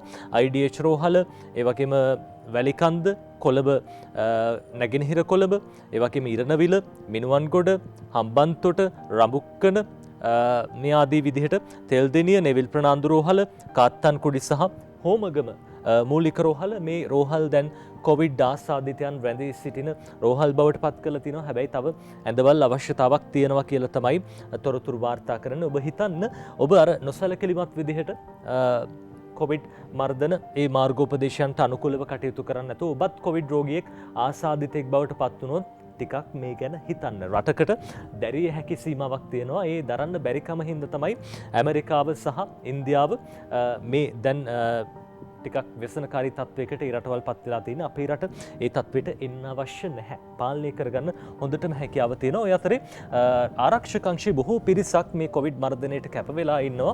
අද දවසේ Sunday Island පුවත්පත මේ පිළිබඳව තොරතුරු වාර්තා කරන්නේ. මේ ඡායාරූපයත් එක්කම troops patrolling Minuwangoda town, one of the worst COVID-19 hit areas of the Gampaha district, where many towns remain under an indefinite curfew. May ඇදිරි නීතිය ක්‍රියාත්මක මිනුවන්ගොඩ ප්‍රදේශයේදී ලබාගත් ඡායාරූපයක්. ඇදිරි නීති කඩ කරන්න දැන් අත්අඩංගුවට ගන්නවා. ඒ අතරේ යුද හමුදාව මහපාරට ඇවිල්ලා ඉන්නවා ජනතාවගේ ආරක්ෂාව වෙනුවෙන්. මේ හැම දෙයක්ම සිද්ධ වෙන්නේ ඔබ වෙනුවෙන්, ඔබේ ආරක්ෂාව වෙනුවෙන්. ඊ දවසේදී යුද හමුදාපතිතුමන් කොවිඩ් මර්ධන ඒ කාර්යසාධක බලකායේ ප්‍රධානියා විදිහට විශේෂයෙන් වැදගත් පණිවිඩ කිහිපයක්ම ඔබට සඳහන් කළා. කොයි ආකාරයටද මේ ඇදිරි නීති කාල සීමාවේදී කටයුතු කරන්න ඕනේ කියලා. අපි මේ එතුමගේ අදහස්. මෙරට ඕනෑම ස්ථානයකින් කොවිඩ් ආසාදිතයෙකු හමුවීමේ ඉඩක් ඇති බැවින් අත්‍යවශ්‍ය කරුණකට හැර මගතොරට නොපැමිණෙන්නැයි යුද හමුදාපති ලෙතනන්ට් ජෙනරාල් ශවේන්ද්‍ර සිල්වා මහතා මහජනතාවගෙන් ඉල්ලා සිටිනවා. ඔබ අත්‍යවශ්‍ය කරුණක් හැරුණකොට මගතොටට එන්නේ නැතුව සිටීම වැදගත් වෙනවා. නමුත් ඔබ එනවා නම් ඔබ නොදන්නවා වෙන්න පුළුවන්. ඔබ හමු වෙන පුද්ගලයාත් සමහරට නොදන්නවා වෙන්න පුළුවන්. ඔව් දෙවෙනි හෝ තෙවෙනි ආශ්‍රිතයෙක් කියලා. ඒකින්ද අනිවාර්යෙන්ම ඔබ ඉදිරියේ ඉන්න පුද්ගලයාට කොවිඩ් ආසාදනය වී හැතියයි කියලා හිතලා ඔබ සෞඛ්‍යමය කටයුතු වලට අනුව විශේෂයෙන්ම මුඛාවරණය ශාරීරික දුරස්ථභාවය රැකගෙන ඔබ ආසාදිතයෙක් නොවී සිටීමට වග බලා ගන්න. එය ඔබ කරන රටට ඔබගේ ජනතාවට කරන යුතුයකමක් හැටියටයි මා මේ අවස්ථාවේදී දකින්නේ. තමුන්ගේ ආරක්ෂාව වගේම රටේ ජනතාවගේ ආරක්ෂාව ගැනත් ඔබ හිතන්න ඕනේ. ඒ නිසාමයි අපි නැවතත් මේ සියලු තොරතුරු ඔබට මතක් කරන්නේ. ජනමාධ්‍ය මේ හැම දෙනෙක්ම ඔබ වෙනුවෙන් ඉන්න බව මතක් කරනවා. ඔබේ ආරක්ෂාව වෙනුවෙන් අපි හැම දෙනෙක්මත් ක්‍රියාත්මකයි. ලද තොරතුරු එසැනින් ඔබට කියන්න අපි සූදානම්. ඒ වගේම හැම මොහොතකම අපි ඔබ දැනුවත් කළා කොයි විදිහටද ආරක්ෂාකාරීව ඉන්නේ කියන කාරණාව. ඔය අතරේ අපි අද නිදහස් සතියාන්තේ වීකෙන්ඩ් සන්ෂයින් තුලින් අවධානය යොමු කරන්න සූදානම්. තවත් ජාතික පුවත්පතකට අපි බලමු. අද දවසේ දේශීය මොනවද කියන්නේ කියලා. දේශීය ප්‍රධාන සිරස්තලයේ මේ විදිහට වාර්තා කරන්නේ කොරෝනා මර්ධනයට දැඩි නීති ගැසට්ටුව අද හෙටම කියලා ප්‍රධාන සිරස්තලයේ මේ විදිහට දේශීය ලියන්නේ. දේශපාලන වාර්තාකරු ලියන පුවත COVID-19 මර්ධනය සඳහා අවශ්‍ය නීති රීති වෙනමම විශේෂ ගැසට් පත්‍රයක් මගින් ප්‍රකාශයට පත් කිරීමට රජය තීරණය කර ඇතැයි දේශයට වාර්තා වෙනවා. මෙලෙස කොවිඩ් මර්ධන නීති රීති ගැසට් කිරීමට යන්නේ මෙම බරපතල රෝගී මර්ධනය සඳහා ජනතාවගෙන් ප්‍රමාණවත් සහයෝගයක් නොලැබීම නිසා බව රජය ප්‍රකාශ කරයි කියලා වැඩිදුරටත් තොරතුරු ලියනවා. ඉතින් ජනතාව සැලකිලිමත් වෙනවා නම් මේ වගේ දේවල් ඕනේ නැහැ. ජනතාව සැලකිලිමත් වෙන්නේ නැති හින්දා ඒ වගේ දේවල් අවශ්‍ය වෙලා තියෙනවා. දැඩි නීති රීති හරි අනුගමනය කරලා මේ රෝගය මර්ධනය කරන්න ඕනේ. ඔය අතරේ තවත් ඇහෙන කතාවක් මේ විදිහට දේශීය පුවත්පත ලියනවා. ඇමරිකානු රාජ්‍ය ලේකම් ශ්‍රී ලංකාවට කියලා ප්‍රවෘත්තියක්. දකුණු ආසියානු රටවල සංචාරයක යෙදෙන ඇමරිකානු රාජ්‍ය ලේකම් මයික් පොම්පියෝ මහතා මේ මාසයේ අවසන් සතියේදී ශ්‍රී ලංකාවට පැමිණීමට නියමිතයි කියලා තොරතුරු වාර්තා කරනවා දේශීය පුවත්පත. දැන් චීනෙන් ආව ඇමරිකාවෙනුත් එන්න නියමිතයි. අර රටවල් වල තියෙන බල අරගලේ විශේෂයෙන්ම අපිට දැක ගන්න පුළුවන් මේ හැම දෙයකින්ම. හැබැයි අපි උපක්‍රමශීලී වෙලා මේ හැම රටකින්ම ප්‍රයෝජන ගන්න දැනගන්න ඕනේ. ඉතින් ඒ විදිහට තමයි අද දවසේ දේශීය පුවත්පත ඒ ගැන තොරතුරු වාර්තා කරලා තිබ්බේ. ඔය අතරේ ගම්පහ උසස් පෙළ සිසුවියන්ට විශේෂ විභාග මධ්‍යස්ථාන කියලා දේශයට ලියන්නේ මේ විදියට හසිත් අංජන ඇඳිරි නීතිය බලපවත්නා ගම්පහ දිස්ත්‍රික්කයේ පොලිස් බල ප්‍රදේශ 18ක අපොස උසස් පෙළ විභාගයට පෙනී සිටින කොළඹ පාසල්වල ශිෂ්‍ය ශිෂ්‍යාවන් ඇතුළු ප්‍රදේශවාසී අනෙකුත් අපේක්ෂක අපේක්ෂිකාවන් වෙනුවෙන් විශේෂ විභාග මධ්‍යස්ථාන 10ක් පමණ ස්ථාපනය කිරීමට තීරණය කළ බව අධ්‍යාපන අමාත්‍යාංශ ලේකම් මහාචාර්ය කපිල පෙරේරා මහත්තයා දේශයට පැවසුවා කියලා තියෙනවා. ඔය විදිහට ඒ අතරේ ගම්පහ ඇඳිරි නීතිය සඳුදා ඉවතට කියලා ප්‍රශ්නාර්ථ ලකුණක්ද සහිතවයි මේ විදිහට වාර්තා කරන්නේ. ගම්පහ දිස්ත්‍රික්කයේ පොලිස් බල ප්‍රදේශ 18කට ක්‍රියාත්මකව පවතින ඩිරෝධායන ඇඳිරි නීතිය ලබන සඳුදා සිට ඉවත් කිරීමට ඉඩ ඇතැයි රජයේ ආරංචි මාර්ග ප්‍රකාශ කරයි කියලා තොරතුරු වාර්තා වෙනවා. දැන් 12 වෙනිදා ඉඳන් ඉවත් කරන්න සූදානම් කියලා කියන්නේ හෙට දවස් ඉඳන් ඉවත් කරන්න සූදානමක් තියෙනවා කියලා ප්‍රශ්නාර්ථ ලකුණක්ද සහිත වාර්තා කරනවා. කොහොමුණත් මේ පිළිබඳව තහවුරු කරගෙන නැහැ. ප්‍රශ්නාර්ථ ලකුණක් එක්ක ලියන්න සිද්ධ වෙයිද නැද්ද කියන්න අපි තාමත් දන්නේ නැහැ. ඔය අතරේ නිරෝධායනයට භාණ්ඩාගාරයෙන් මිලියන 315ක් කියලා හදිස්සියේ නැවතත් මත වූ කොරෝනා රෝගීන්ට අවශ්‍ය වෛද්‍ය පහසුකම් සැපීමටත් නිරෝධායනයට ලක් කර සිටින ගම්පහ දිසාවේ පවුල්වල ආහාර පාන අවශ්‍යතා සම්පූර්ණ කිරීමටත් රුපියල් මිලියන 315ක මුදලක් මහ භාණ්ඩාගාරයේ වහා නිදහස් කරන ලද බව මුදල් අමාත්‍යාංශ ලේකම් එස්.ආර් ආටිගල මහතා දේශයට පැවසුවා කියලා වැඩිදුරටත් තොරතුරු වාර්තා කරනවා. අර සමහර කොරෝනා නැති පැතිවල කට්ටියත් දැන් බලාගෙන ඉන්නවා රටම ලොක්ඩවුන් කරයි අර රුපියල් 5000 එහෙම හම්බ වෙයිද කියලාත් බලාගෙන ඉන්නවා. හැබැයි ඉතින් රටේම කොරෝනා ගැටලුවක් නැහැ. විවිධ තැන්වලින් එක්කෙනෙක් දෙන්නෙක් මත උනාට සම්පූර්ණ රටේම කොරෝනා ව්‍යාප්තියේ අවදානමක් නැහැ. ඉතින් සුදුසු අයට ඒ සහන සලසන්න කටයුතු කරයි. ඔය අතරේ දවසට PCR පරීක්ෂණ 5000ක් කියලා ප්‍රශ්නාර්ථ ලකුණක්ද සහිතව මේ විදිහට ලියන්නේ. අපි මේ පිළිබඳව ඔබට කලිනුත් සඳහන් කළා. තව පුවත්පතකේ පිළිබඳව තොරතුරු සඳහන් වෙලා තිබ්බා.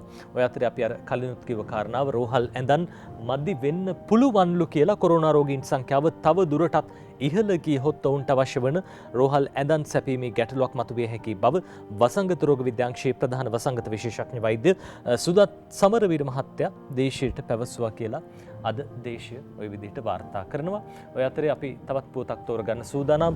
මේ රට ඉන්න ශ්‍රී ලාංකිකයන් ගෙන්වීම තව දුරටත් කල් යයි කියලා ඊයේ දවසෙත් අපි දැක්ක කීප දෙනෙක් එනවා. ඒ අතරේ විදේශගත ශ්‍රී ලාංකිකයන් මෙරටට ගෙන්වීම සඳහා ඉදිරි දිනවල සැලසුම් කර තිබූ ගුවන් ගමන් කාලසටහන් තාවකාලිකව අත්හිටුවා. එම කාලසටහන් සංශෝධනයට රජය තීරණය කර තිබේ කියලා අද දේශීය පුවත්පත ওই විදිහට ලියනවා. ඒ අතරේ විස්ස ගැන විවාදය තියෙන්නේ ඉල්ලීමට රජයේ බෑ කියයි කියලත් අද ප්‍රවෘත්තියක් පළ කරලා තියෙනවා. ලබන 20 සහ 21 ආණ්ඩුක්‍රම ව්‍යවස්ථා සංශෝධන මැති සභයට ඉදිරිපත් කළ විට ඒ සඳහා දින 4ක විවාදයක් විපක්ෂයට ලබා දෙන්නයි දෙමළ ජාතික සන්ධාන මන්ත්‍රී එම්.ඒ. සුමන්තිරන් මහතා පක්ෂ නායක හමුවේදී ඉල්ලීමක් කළා කියලා තොරතුරු වාර්තා කරන අතරේදී අපි තවත් පුවතකට අවධානය යොමු කරමු. අද දවසේ සිළුමිණ පුවත්පතේ වාර්තා කරපු ප්‍රවෘත්ති කිහිපයකුත් අපි ඔබට සඳහන් කළා. ඒ අතරේ මේ අපිට සිළුමිණ පුවත්පතේ තිබ්බ විශේෂ පුවතක් මගහැරුණා. ඒ තමයි නිවාස අධිකාරී කෝටි 574ක් ගසා කාලා කියලා නිහාල්පි අබේසිංහ ලියන පුවත පසුගිය යහපාලන සමයේ ජාතික නිවාස සංවර්ධන අධිකාරියේ මුදල් රුපියල් කෝටි 574කට ආසන්න ප්‍රමාණයක් එජාප පාක්ෂිකයන්ගේ ප්‍රයෝජනය සඳහා අවභාවිත කර ඇතැයි ජාතික නිවාස සංවර්ධන අධිකාරිය කළ විගණනයකින් හෙළි වුණා කියලා ওই විදිහට තොරතුරු වාර්තා කරනවා. නිවාස සංවර්ධන අධිකාරිය තිබ්බේ සජිත් ප්‍රේමදාස මහත්තයා බාරේ. ඉතින් මේ මුදල් අවභාවිතාව සිද්ධ වෙලා තියෙනවා කියලා විගණනයකින් හෙළි වෙලා තියෙනවා කියලා තමයි තොරතුරු වාර්තා වෙන්නේ. අද දවසේ සිළුමිණ පුවත්පත ඒ විදිහට තොරතුරු වාර්තා කරන අතරදී අපිට පුළුවන් ඉංග්‍රීසි පුවත්පතකට අවධානය යොමු කරන්න. අද සන්ඩේ ඔබ්සර්වර් පුවත්පතේ අපි ප්‍රධාන සිරස්තලය පිළිබඳව ඔබට තොරතුරු ඉදිරිපත් කළා. ඒ අතරදී හමුදාපතිතුමන් කියන කතාව බ්‍රැන්ඩික්ස් ක්ලස්ටර් අන්අයිඩෙන්ටිෆයිඩ් කියලා එතුමන් වැඩි දුරටත් තොරතුරු වාර්තා කරනවා. මේ විදිහට people's vigilance vital for next 10 days ඉදිරි දින 10 තුල ජනතාව අවදීන් පසු වෙන්න ඕනේ, සුපරීක්ෂාකාරීව පසු වෙන්න ඕනේ. ඔය අතරේදී මේ බ්‍රැන්ඩික්ස් කොරෝනා පොකුර ඇති උඩේ කොහොමද කියන එක තාමත් අඳුරගෙන නැහැ කියලා හමුදාපතිතුමන් කියන කාරණාව. The National Operation Center for Prevention of COVID-19 has successfully traced all workers of Brandix Minuwangoda by yesterday morning. ඒ උදැසන වෙනකොට මේ මිනුවන්ගොඩ ප්‍රදේශයේ මේ කර්මාන්ත ශාලාවේ සිද්ධියත් එක්කම ඒ කොරෝනා වෛරසයේ ව්‍යාප්ත වුණු පුද්ගලයන් ඒ වගේම ඔවුන් ඇසුරු කළ ආශ්‍රිතයන් මේ හැම දිනෙකම ආවේක්ෂණය කරගත්තා කියලා යුද හමුදාපතිතුමන් කියන කතාව අද ওই විදිහට ලියනවා සන්ඩේ ඔබ්සර්වර් පුවත්පත. ඒ අතරදී මේ බලන්න මේ රිෂාඩ් බදුදීන් මහත්තයාගේ සොහොයුරා ගැන, රියාජ් බදුදීන් මහත්තයා ගැන ප්‍රවෘත්තියක්. over 100 government MPs make written request to president. මේ ජනාධිපතිතුමන්ට අපි ඊයේ දවසේදී සඳහන් කළා ආණ්ඩු පක්ෂයේ මන්ත්‍රීවරුන් 100 දෙනෙක් ඔවුන්ගේ අත්සනින් යුතුව ලිපියක් යොමු කළා තිනවා රියාජ් බදුදීන් මහත්තයා නිදහස් කිරීම සම්බන්ධයෙන්. ඊට විරුද්ධව තමන් සියලු දෙනා විරුද්ධයි, මේ පිළිබඳව නැවතත් පරීක්ෂණයක් කරන්න කියලා ජනාධිපතිතුමාගෙන් ඉල්ලීමක් කළා තිබා. ඒ ගැන අද සන්ඩේ ඔබ්සර්වර් පුවත්පත මේ විදිහට තොරතුරු වාර්තා කරනවා. ඒ අතරදී 3 national hospital staffers detected with COVID-19. මේ ජාතික රෝහලේ සුළු සේවකයන් 3 දෙනෙක්ට කොරෝනා ආසාදනය වෙලා කියලා ඊයේ දවසෙත් අපි ඔබට මේ පිළිබඳව සඳහන් කළා. 3 members of the minor staff at National Hospital Colombo have tested positive for COVID-19. මේ කොරෝනා රෝගයේ ආසාදිතයන් බවට සුළු සේවකයන් 3 දෙනෙකු පත් වෙලා කියන කාරණාව කොළඹ ජාතික රෝහලේ ඔවුන් ඇසුරු කළ පුද්ගලයන් ඒ හැම දෙනෙක්ගේම PCR පරීක්ෂණ පවත්වනවා. ඔය අතරේදී ශ්‍රී ජයවර්ධනපුර විශ්වවිද්‍යාලයේ සිසුවියකට කොරෝනා ආසාදනය වෙලා තිබ්බා. ඒ සිසුවියට ආසාදනය වෙලා තිබ්බේ ඒ සිසුවියගේ මිතුරියක් ඉන්නවා. මේ මිතුරියගේ පුංචි අම්මා වැඩ කරන්නේ මිනුවන්ගොඩ කර්මාන්ත ශාලාවේ. ඉතින් ඒ වගේ අර ආශ්‍රිතයන් තුලිනුත් බෝ වෙන්න හැකියාව තියෙනවා තවත් කෙනෙක්ට. අද දවසේ මේ විදිහේ ප්‍රවෘත්තියක් තමයි සන්ඩේ ඔබ්සර්වර් පුවත්පත වාර්තා කරලා තියෙන්නේ. ඔය අතරේ Supreme Court determination on 20th amendment in House on October 20th October 20 වෙනිදා 20 වෙනි ව්‍යවස්ථා සංශෝධනය සම්බන්ධයෙන් ශ්‍රේෂ්ඨ අධිකරණ තීන්දුව ඒ ප්‍රකාශයට පත් කරන්නට නියමිතයි. තීන්දුව දැනටමත් ලැබිලා තියෙන්නේ. කතානායකතුමන් සතුව ඒ තීන්දුව තියෙනවා. එතුමන් පාර්ලිමේන්තුවට 20 වෙනිදා මේ පිළිබඳව ප්‍රකාශයට පත් කරන්න සූදානම් කියලා අද මේ විදිහට සන්ඩේ ඔබ්සර්වර් පුවත්පත තොරතුරු වාර්තා කරනවා. අපිට පුළුවන් තවත් ජාතික පුවත්පතකට අවධානය යොමු කරන්න. අපි බලමු අද දවසේ අරුණ පුවත්පතේ ප්‍රවෘත්ති කිහිපයක් තිබ්බා. අපි මේ පුවතට අවධානය යොමු කරන්න සූදානම්. අපි බොහෝ ප්‍රවෘත්ති ඔබට සඳහන් කළා අද දවසේ වාර්තා කරපු. ඒ අතරින් අපිට පුළුවන් තවත් ප්‍රවෘත්ති කිහිපයකට අවධානය යොමු කරන්න. ආණ්ඩුවේ හොඳ වැඩට දෙමළ සන්ධානයේ සහාය දෙනවා කියන කාරණාවක් අද වාර්තා කරලා තියෙනවා මේ විදිහට. ආණ්ඩුවේ හොඳ වැඩට දෙමළ සන්ධාන සහාය. නව ආණ්ඩුවේ යහපත් ක්‍රියාමාර්ග සම්බන්ධයෙන් සිය සහයෝගය පළ කරන බව දෙමළ ජාතික සන්ධානයේ පැවසුවා කියලා. අතරේ සූර්ය බලශක්ති විදුලි නිපැයුම විධිමත් කිරීමට ඇමති නියෝග මේ මහින්ද අමරවීර මහත්තයා කියලා සූර්ය බලශක්තියෙන් විදුලි නිෂ්පාදනය කිරීමේ වැඩපිළිවෙල වහාම විධිමත් කරන්න කියලා එතුමන් උපදෙස් ලබා දීලා තියෙනවා. ඒ අතරේ දරුවන් වැඩි පවුල් වලට ආධාර කිරීමේ අරමුණක් කියලත් තවත් ප්‍රවෘත්තියක් මේ විදිහට අද දවසේදී වාර්තා කරනවා. මේ විදිහට ඒ පිළිබඳව තොරතුරු වාර්තා කරනවා අද දවසේ සති අග අරුණ පුවත්පත. අපි සූදානම් කෙටි විරාමයක් ලබා ගන්න.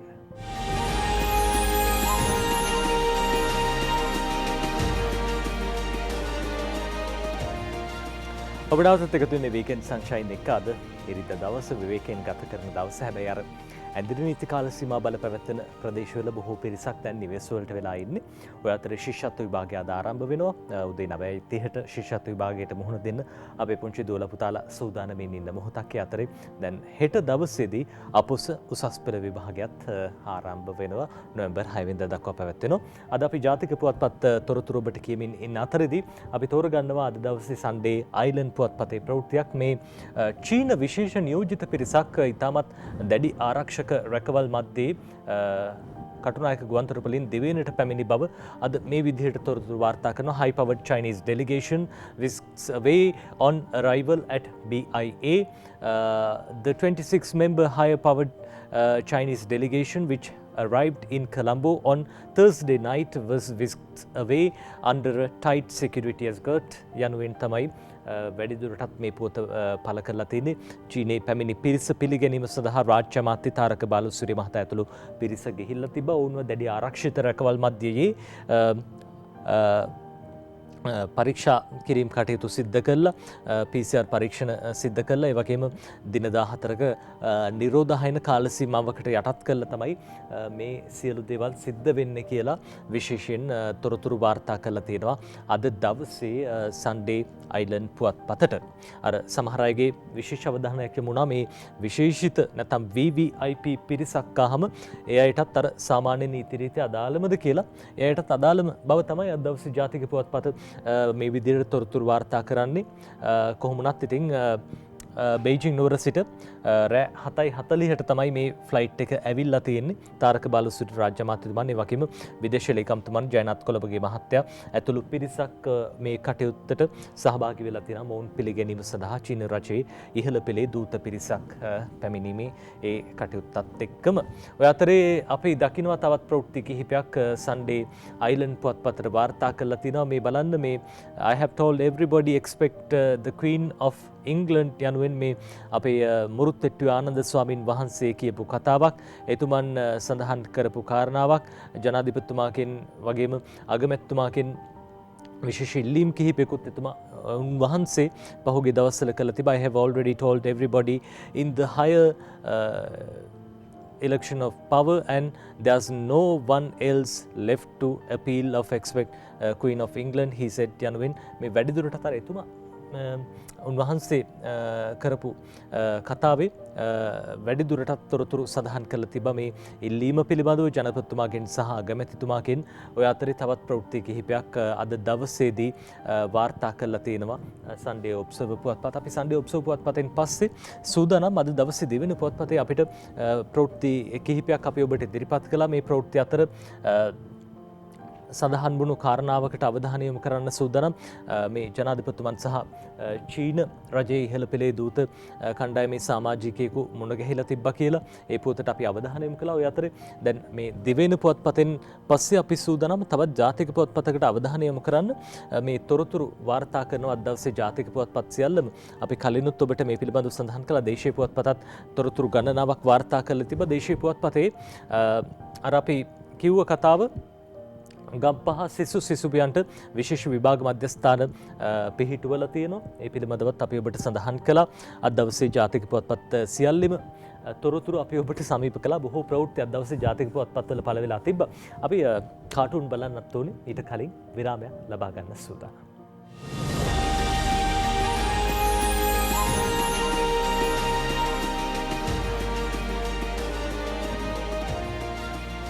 ඔබනාතත් එකතු වීකෙන් සංචයින් එක දැන් උදේ 7ටත් වෙලාව ළඟයි වෙලාව 6:58යි අපි කාටුන් බලන්න සූදානම් වෙන්නේ. අද දවසේ අරුණ පුවත්පතේ කාටුනෙන් අපි කාටුන් බලන්න පටන් ගන්නවා. මේ හසන්ත විජේනායක අඳින කාටුනේ බලන්න අර පහුගිය දවස්වල මේ කොරහෙත් කිඹුලු දැක්ක කියලා කියන දැන් පිගානෙත් කිඹුලු දකින්න හදනවා. මේ රියාජ් බදුදීන් මහත්තයා වගේ කෙනෙක් ඉන්නේ කිඹුලෙක් වගේත් අපිට පේනවා. හුණෙක්ද දන්නේ නැහැ කිඹුලෙක්ද දන්නේ නැහැ කොහොම හරි මේ දවස්වල අර නිකම් බොරුවට බය වෙලා වගේ කතාවක් තමයි ඔය කියන්නේ.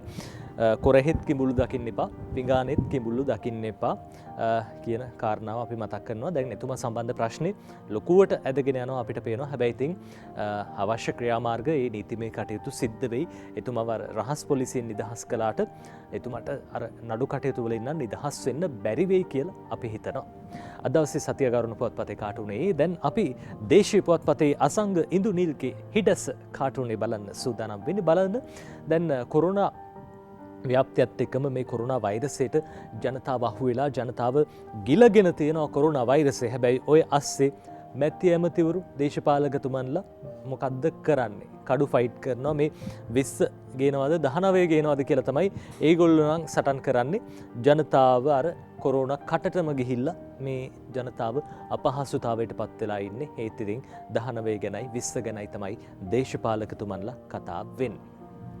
ඔය අතරේ දේශීය පුවත්පතේ තවත් කාටුනයක් මේ බලන්න 20 කියන කිරිහට්ටිය ඔළුවේ තියාගෙන යන්නේ කවුද කියලා මේ අගමැතිතුමා මහින්ද රාජපක්ෂ මහත්තයා වගේ කෙනෙක් අර පැත්තකින් සැනිටයිසර් බෝතලයකුත් මේ ඉනේ ගහගෙන තියෙනවා ආරක්ෂා වෙලා ඉන්න අතරේදී ඔය අතරේදී අර කොරෝනා වෛරස් ටිකකුත් මේ පැත්තට එනවා. කවුද මේ වෛරස් විදියට ඉන්නේ? නිකන් විමල් වීරවංශ මහත්තයා වගේ කෙනෙක් පේන්නේ ඉන්නවා. ඔය අතරේ තව කවුද ඉන්නේ? මේ ඉන්නේ උදේගම්මන් පෙළ මහත්තයා වගේ කෙනෙක්ද? කොහොම හරි මේ කට්ටියත් ඉතින් වෛරස් වගේ ඔන්න දැන් එනවා. හැබැයි ඉතින් අගමැතිතුමා බේරෙයි කියලා තමයි අපිට හිතෙන්නේ. සැනිටයිසර් හැමත් පාවිච්චි කරනවා. කිරිහට්ටිය බිම වට ගන්න නැතුව ගෙනියන්නත් ඕනේ. මේ 20 කියන කිරිහට්ටිය. දෙවෙනි පොත්පතේ තවත් කාටුනයක් මේ බලන්න. මේ කාටුනේ ඔබට තේරුම් ගන්න පුළුවන්ද කියලා පොල් ගෙඩියයි කොරෝනා වෛරසයයි දෙන්නම ඇවිල්ලා මේ අහිංසක මිනිස්සයාගේ මාස්ක් එකක් ගලවලා දාලා දෙපැත්තට අදිනවා. දැන් පොල් ගෙඩියේ ගානත් වැඩි. ඔය අතරේ කොරෝනා වෛරසෙනුත් ජනතාව පීඩා විඳිනවා. මේ බලන්න ඉතින් ජනතාව හොඳටම පීඩාවට පත් වෙලා දෙපැත්තටම අදිනවා. ගැලවිල්ලක් නැහැ වගේ තමයි අපිට පේන්නේ. දෙවෙනි පොත්පතේ කාටුනේ ඒ විදිහට ඇඳලා තියෙන්නේ.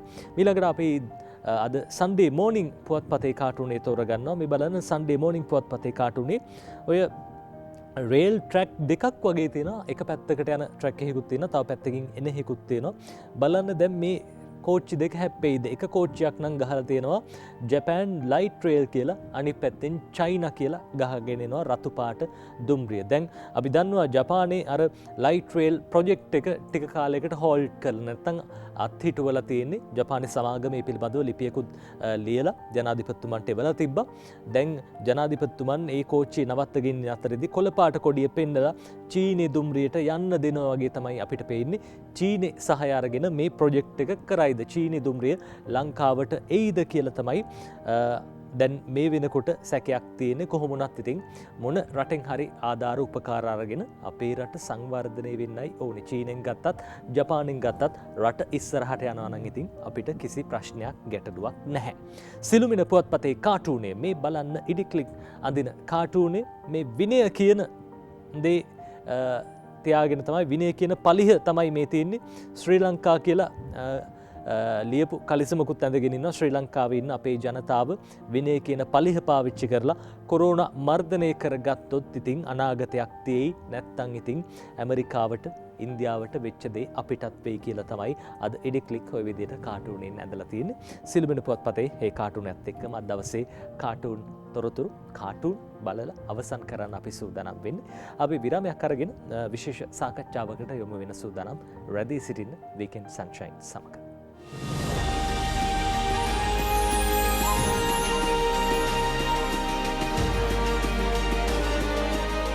ඔබරාසත් එකතුන්න වීකෙන්ඩ් සන්ෂයින් එක හද එරිත දවසේ අපි කතා කරන්න සූදානම් විශේෂ මාතෘකාවක් ගැන.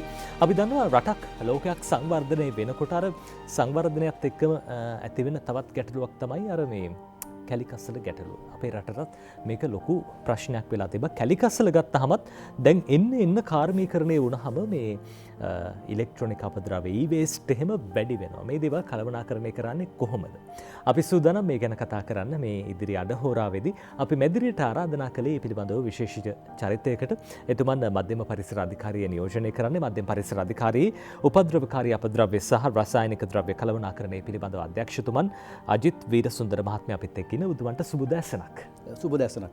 දැන් ඔබතුමන්ගේ අර විෂයපතයත් එක්ක ගත්තාම අජිත් මහත්මයා මේ උපද්‍රවකාරී අපද්‍රව්‍ය සහ රසායන ද්‍රව්‍ය කළමනාකරණය ටිකක් අර වෙනස් මාතෘකාවක් වෙනස් විෂයක්. උපද්‍රවකාරී අපද්‍රව්‍ය කියන්නේ මොනවද? කොහොමද මේවා කළමනාකරණය කරගන්නේ? අපි කැමති දැනගන්න. ඇත්ත වශයෙන්ම ඔබතුමා මේ මාතෘකාවට ප්‍රවේශ වෙනකොට කැලිකස්සල ගැන කතා කරා. අපි අද කතා කරොත් අපි එදිනෙදා ජීවිතයේදී අපි නිවසේදී හෝ කාර්යාලයේදී හෝ ඕනම ස්ථානයකදී විවිධාකාර වූ අපද්‍රව්‍ය ජනනය කිරීමක් සිද්ධ කරනවා. සාමාන්‍ය අපි නිවසේදී ගෙදර කුස්සිය ජනනය වන ඉඳුල් වගේ දේවල් අපද්‍රව්‍ය, පත්තර වගේ දේවල්, ඒ වගේම වීදුරු වගේ දේවල් ගැන අපි කතා කරනවා. අපි ඒ දේවල් සාමාන්‍ය සලකන්නේ සාමාන්‍ය අපද්‍රව්‍ය විදියට. මොකද ඒ අපද්‍රව්‍ය වලින් මිනිසුන්ගේ එහෙම නැත්නම් මානවයාගේ සෞඛ්‍යයට සහ පරිසරයට සිදුවන හානිය ඉතාමත් අවමයි. නමුත් අපි එදිනෙදා ජීවිතයේදී ජනනය කරනවා ඊට වෙනස් ආකාරයක අපගේ සෞඛ්‍යයට සහ පරිසරයට තදබල ලෙස හානි පමුණවන. ඒ ලෙස තදබල ලෙස හානි පමුණවන අහිතකර අපද්‍රව්‍ය තමයි අපි උපද්‍රවකාරී අපද්‍රව්‍ය වශයෙන් හඳුන්වන්නේ. එතකොට මේ උපද්‍රවකාරී අපද්‍රව්‍ය වල තියෙනවා විශේෂ ලක්ෂණ කීපයක් සාමාන්‍ය අපද්‍රව්‍ය වලට වඩා වෙනස් වෙනවා. අපි දන්නවා සමහර අපද්‍රව්‍ය අපිට දකින්න ලැබෙනවා අපි ජනනය කරනවා ඉතා ඉක්මනින් ගිනි ගැනීමට ලක් වෙනවා. ඒ වගේම ඉතාම ඉක්මනින් ප්‍රතික්‍රියා කරනවා. ඉතාම ඉක්මනින් පිපිරීමකට ලක් වෙනවා. ඒවත්ගේම නොයිකුත් ආකාරයේ රෝගාබාධ ඇති කරනවා. ඉතින් මේ ආකාරයට අපි විසින් එදිනෙදා ජීවිතයේදී ජනන කරන අපද්‍රව්‍ය තමයි අපි උපද්‍රවකාරී අපද්‍රව්‍ය විදියට හඳුන්වන්නේ. ඒ අතරේ අපි දකිනවා අජිත් මහත්මයා අර මුළු මහත් ලෝකේම ගොඩක් අය කතා කරනවා මේ දවස්වල e-waste නැත්නම් අපද්‍රව්‍ය කියන දේවල්. දැන් මේ e-waste කියන්නේ මොනවද ඇත්තටම? අපද්‍රව්‍ය කියන්නේ අපද්‍රව්‍ය එහෙම නැත්නම් e-waste කියන වචනෙන් අපි අදහස් කරන්නේ ප්‍රධාන වශයෙන් ඔක ඇත්තෙන්ම විද්‍යාත්මකව කියනවා නම් විද්‍යුත් සහ ඉලෙක්ට්‍රොනික අපද්‍රව්‍ය. එහෙම නැත්නම් waste electronic කියන්නේ electric equipment. ඒ විදිහට තමයි අපි හඳුන්වන්නේ. මොකද අපි දන්නවද තාක්ෂණික ලෝකයේත් එක්ක අපි අද ජීවත් වෙන තාක්ෂණික ලෝකේ අපි අද තොරතුරු තාක්ෂණය ගැන කතා කරනවා. ඉතින් මෙහිදී ඇත්තෙන්ම මේ කාරණාවලට ඍජුම වද්ද වෙච්ච දෙයක් තමයි විද්‍යුත් සහ ඉලෙක්ට්‍රොනික උපකරණ. ඉතින් ඉලෙක්ට්‍රොනික හා විද්‍යුත් උපකරණ විවිධාකාර වූ ඉතා විශාල පරාසයක් තුළ අපි පාවිච්චි කරනවා. උදාහරණයක් විදිහට ගත්තොත් අපි එදිනදා ජීවිතේ පාවිච්චි කරන ජංගම දුරකථනයේ ඉඳලා රූපවාහිනී යන්ත්‍රය, පරිගණක යන්ත්‍රය, ඒ වගේම අපි ව්‍යායාම සඳහා පාවිච්චි කරන නොයෙකුත් ආකාරයේ විද්‍යුත් සහ ඉලෙක්ට්‍රොනික උපකරණ, ඒ වගේම අපි නිවසේ පාවිච්චි කරන විවිධාකාර වූ රූපවාහිනී යන්ත්‍රය, ඒ වගේම පරිගණක යන්ත්‍රය, ඒ වගේම සීතකරණ යන්ත්‍රය වැනි ඉතා විශාල පරාසයක් තුළ විහිදිච්ච අපි දකිනවා විද්‍යුත් සහ ඉලෙක්ට්‍රොනික උපකරණ අපි පාවිච්චි කරනවා. ඉතින් මේ උපකරණ අපි පාවිච්චි කරලා යම් දවසක අපිට සිද්ධ වෙනවා තවදුරටත් පාවිච්චි කරන්න බැරි අවස්ථාවේදී අපට පරිසරයට බැහැර කරන්න.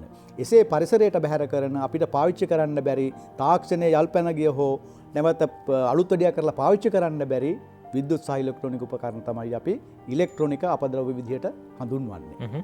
දැන් මේ අපද්‍රව්‍ය පරිසරයට බැහැර කරනකොට අජිත් මහත්මයා මේ අර අනික් අපද්‍රව්‍ය වගේ නෙවෙයි සමහර වෙලාවට දිරාපත් වෙන්නේ නැහැ. පරිසරයට සිද්ධ වෙන බලපෑමක් වැඩි. ඇයි මේවා නිසි ක්‍රමවේදයකට අනුව බැහැර කරන්න ඕනේ? ඇත්ත වශයෙන්ම නිසි ක්‍රමවේදයකට අපි බැහැර කරන්න ඕනේ.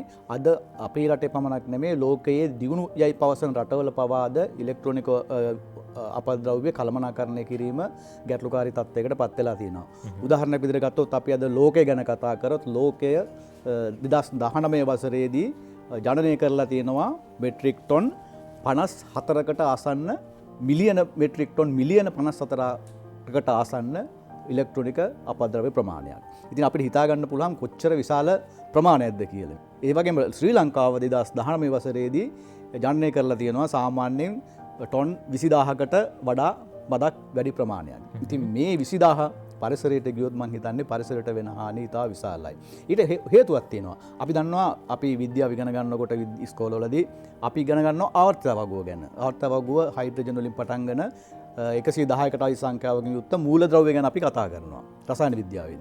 එතකොට මේ මූලද්‍රව්‍ය වලින් 60කට 70කට වගේ ආසන්න සංඛ්‍යාවක් අපි ඔය කතා කරන ජංගම දුරකථනයේ පරිගණක යන්ත්‍රයේ රූපවාහිනියේ තියෙනවා.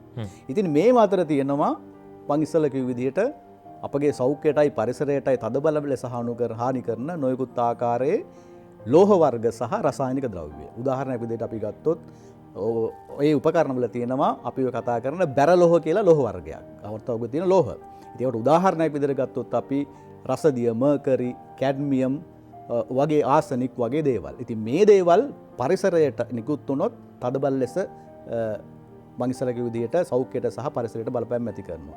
ඒ නිසා ඇත්ත වශයෙන්ම අපි හැකි පමණ පරිසරයට මෙම අපද්‍රව්‍ය නිකුත් වීමට ඉඩ නොදී හැකි පමණ අපි මනා ලෙස කළමනාකරණයට පත් කිරීම සිදු කිරීම අද අත්‍යවශ්‍ය කාර්යයක් වෙලා තියෙනවා ලෝක මට්ටමේ.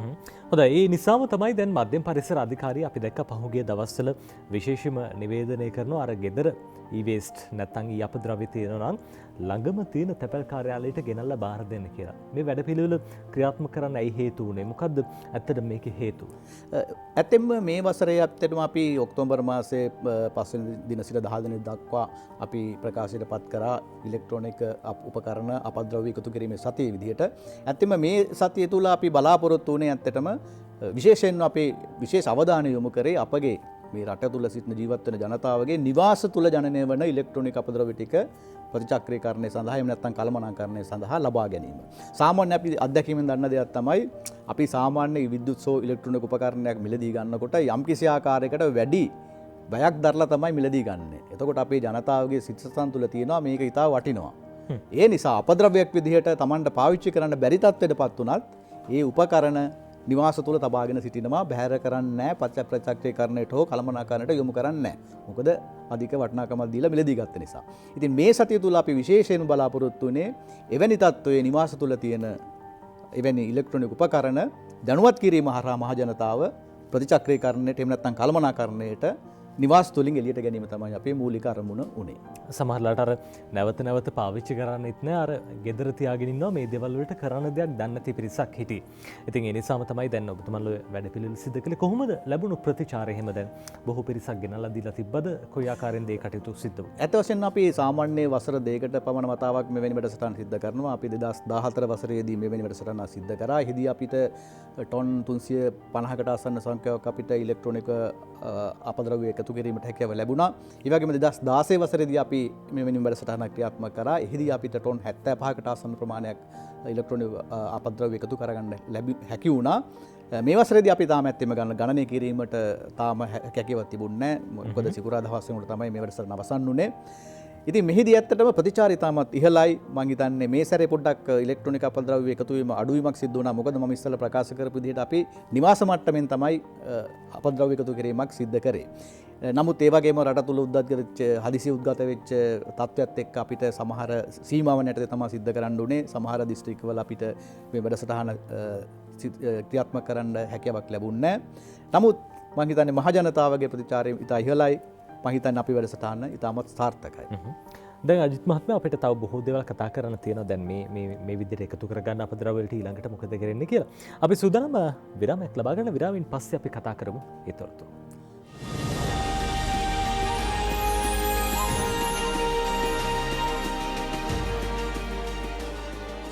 ඔබ එකතු වෙන වීකෙන්ඩ් සන්ෂයින් එක අපි කතා කරමින් ඉන්නේ ඊ අපද්‍රව්‍ය පිළිබඳව මධ්‍යම පරිසර අධිකාරී උපද්‍රවකාරී අපද්‍රව්‍ය සහ රසායන ද්‍රව්‍ය කළමනාකරණය පිළිබඳව අධ්‍යක්ෂ අජිත් වීරසුන්දර මහත්මයාත් එක්ක. අජිත් මහත්මයා දැන් අර අපි කතා කරපු කාරණාව දැන් ඊ අපද්‍රව්‍ය දැන් එකතු කරගත්තා. මේ එකතු කරගත් අපද්‍රව්‍ය වලට ඊළඟට මොකද වෙන්නේ? කොහොමද මේවා ප්‍රතිචක්‍රීකරණය වෙන්නේ?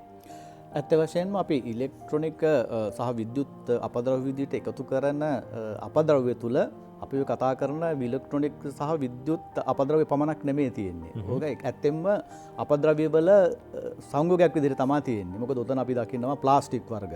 ප්ලාස්ටික් කියන්නේ ඊවේස්ට් නෙමෙයි.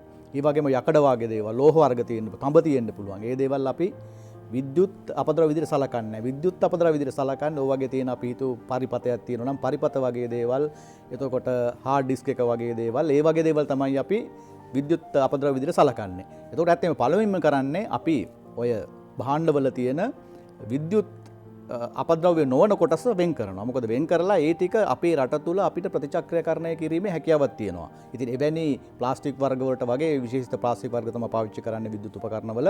ඉතින් ඒවට ඇත්තෙන්ම රීසයිකල් කරපුවාම ලොකු මේ වෙළඳ වටිනාකමක් තියෙනවා. ඉතින් ඊට පස්සේ ඉතිරි වෙන ඉලෙක්ට්‍රොනික අපද්‍රව්‍ය කියන කොටස තමයි අපි විශේෂ අවධානයක් යොමු කරන්නේ. මොකද අපි රටක් විදිහට අපේ රට තුල එවැනි විද්‍යුත් අපද්‍රව්‍ය ප්‍රතිචක්‍රීකරණය කිරීම සඳහා පහසුකම් නැහැ. ඒ නිසා අපි සිද්ධ කරන්නේ අපි විසින් සිද්ධ කරන්නේ එසේ ඉතුරු වෙන ඉලෙක්ට්‍රොනික අපද්‍රව්‍ය කොටස එවැනි අපද්‍රව්‍ය ප්‍රතිචක්‍රීකරණය කරන්න පුළුවන් රටවල් වලට අපනයනය කිරීම තමයි සිද්ධ කරන්නේ. මේ හරහා ඇත්තෙන්ම මධ්‍යම පරිසර අධිකාරිය විසින් මධ්‍ය පරිසර අධිකාරියත් එක්ක එවැනි හැකියාවන් තියෙන පෞද්ගලික ආයතන 12කට ආසන්න සංඛ්‍යාවක් ලියාපදිංචිලා තියෙනවා. ඉතින් ඒ ආයතන හරහා තමයි අවසන් බැහැරලීම අපි සිද්ධ කරන්නේ. දැන් හොඳ ඔය අතරේ අජිත් මහත්මයා අපි දකිනවා මේ නිවාසවලට අර විශේෂම ලොරි රථ මේ වගේ දේවල් වලින් ඇවිල්ලා එකතු කරගෙන යන අපද්‍රව්‍ය බෝතල් පත්තර මේ දේවල් වලට අමතරව ප්ලාස්ටික් පුටු මේ දේවල් වලට අමතරව අර කැඩිච්ච රූපවාහිනී යන්ත්‍ර ඒ වගේ දේවලුත් මිලදී ගන්නවා සැලකිය යුතු මිලක් දීලා. දැන් මේ වගේ දෙයක් සිද්ධ වෙන අතරදී ඔබතුමන්ලා කොහොමද අර ජනතාවගෙන් ලැබෙන දායකත්වය පිළිබඳව අගය කරන්නේ සහ මේ ඒ කටයුතු කොහොමද සිද්ධ වෙන්නේ? දැන් මේ ඔබතුමන්ලා කිව්වනේ තැපැල් කාර්යාලයට ගෙනල්ලා බාර දෙන්න කියලා. හැබැයි මේ අවස්ථාවේදී මම හිතන්නේ ඔවුන් වෙත කිසිම ආකාරයක මුදලක් ලබා දුන්නද නැත්නම් ඒ කටයුතු සිද්ධ වුණේ කොහොමද සහ ජනතාව කැමති තමුන් ගාව තියෙන කැඩිච්ච බඩු භාණ්ඩ වලට හරි මිලක් ලබා ගන්න. ඒ වගේ දෙයක් වුණොත් අර ජනතාවට ඒක උත්ප්‍රේරණයක්. මේ වගේ වැඩපිළිවෙලක් සැලසුම් කරලා තියෙනවද ඉස්සරහට මේ ඊ අපද්‍රව්‍ය මිලදී ගන්න හෝ නැත්නම් දැන් නොමිලේ හරි ගෙනල්ලා දෙන්න මොන හරි උත්ප්‍රේරකයක් තියෙන්න ඕනේ. කොහොමද මේ වැඩපිළිවෙල සැලසුම් කරලා තියෙන්නේ ඉස්සරහට? ඇත්තෙන්ම ඉලෙක්ට්‍රොනික අපද්‍රව්‍ය ගැන කතා කරනකොට ඉලෙක්ට්‍රොනික අපද්‍රව්‍ය මම ඉස්සෙල්ලා කිව්වා වගේ අපි පාවිච්චි කරන භාණ්ඩ ඉලෙක්ට්‍රොනික විද්‍යුත් උපකරණ ඉතා විශාල ප්‍රාසයක් තුල තියෙනවා. මේ දේවල් තමයි ඉලෙක්ට්‍රොනික අපද්‍රව්‍ය විදියට එන්නේ. එතකොට මේ භාණ්ඩ අතර අපද්‍රව්‍ය අතර තියෙනවා යම් කිසි මූල්‍යමය වටිනාකමක් තියෙන දේවල්. ඒ වගේ එවැනි මූල්‍යමය වටිනාකමක් නොමැති දේවලුත් තියෙනවා. එතකොට සාමාන්‍ය එකතු කරනකොට විශේෂයෙන් මධ්‍යම පරිසර අධිකාරිය මම ඉස්සෙල්ලා ප්‍රකාශ කරපු විදිහට ලියාපදිංචිලා ඉන්න ආයතන විසින් අර මිලක් තියෙන භාණ්ඩවලට යම්කිසි ගෙවීමක් සිද්ධ කරනවා. නමුත් අර මිලක් නැති ප්‍රතිචක්‍රීකරණය කිරීම සඳහා එකතු කරන ආයතන වලට වැයක් දරන්න වෙන අවස්ථාවලදී මිලක් නියම කිරීමක් සිද්ධ වෙන්නේ නැහැ. නොමිලේ තමයි ලබා ගැනීම සිද්ධ කරන්නේ. ඉතින් මේ හරහා අපි ගොඩක් දුරට යම්කිසි ආකාරයකට දීප ව්‍යාප්තවම ඉලෙක්ට්‍රොනික අපද්‍රව්‍ය එකතු කිරීමක් සිද්ධ කරනවා. දැන් ඔබ ඉස්සෙල්ලා ප්‍රකාශ කරපු විදිහට සාමාන්‍ය අර බෝතල් පත්තර එකතු කරන නිවාසයට එන පුද්ගලයන් විසින් යම්කිසි ආකාරයකට ඉලෙක්ට්‍රොනික භාණ්ඩ එකතු කිරීමක් සිද්ධ කරනවා, අපද්‍රව්‍ය එකතු කිරීමක් සිද්ධ කරනවා. නමුත් අපි මේ ක්‍රියාවලිය 100%ක් අපි අනුමත කරන්නේ නැහැ. මොකද යම් බොහෝ අවස්ථාවලදී සිද්ධ වෙන්නේ මම ඉස්සෙල්ලා ප්‍රකාශ කරපු විදිහට එසේ එකතු කරගන්නා භාණ්ඩවල වටිනාකමක් තියෙන ප්ලාස්ටික් යකඩ තඹ වගේ දේවල් ඉවත් කරගෙන අර අපි කතා කරන විද්‍යුත් අපද්‍රව්‍ය කොටස පරිසරයට බැහැර කිරීමක් බොහෝ අවස්ථාවලදී අපි අත්දැකලා තියෙනවා. ඉතින් ඒ නිසා අපි ඒ වගේ ක්‍රියාවලිය අපි වැඩි ප්‍රේරණය කිරීමක් සිද්ධ කරන්නේ නැහැ. නමුත් අපි දන්නවා මම ඉස්සර ප්‍රකාශ කරපු විදිහට මධ්‍යම පරිසර අධිකාරිය ලියාපදිංචි ආයතන විසින් ඒ ආයතන වල නියෝජිතයන් විසින් නිවාස වලට ගිහිල්ලා එකතු කිරීමක් සිද්ධ වෙනවා. ඒ අවස්ථාවේදී එකතු කරන උපකරණ මම හිතන්නේ නිසි පරිදි මම ඉස්සර ප්‍රකාශ කරපු ක්‍රමවේදයට අනුව මනා ලෙස කළමනාකරණයට ලක් වෙනවා. දැන් මේ ක්‍රියාදාමයේ සිද්ධ කරන විශේෂම ඔබතුමන්ලගේ කාර්ය මණ්ඩලයේ සෑහෙන වෙහෙසක් දරනවා ඇති. කොහොමද ඒ කටයුතු සිද්ධ වෙන්නේ? ඔවුන්ගෙන් ලැබෙන දායකත්වය ගැන කතා කළොත් එහෙම දැන් අර ඕනම වැඩක් කරන්න හමුදාවක් ඉන්න එපා. බල සේනාවක් වගේ පිරිසක් නේ ඔබතුමන්ලගේ පිරිස.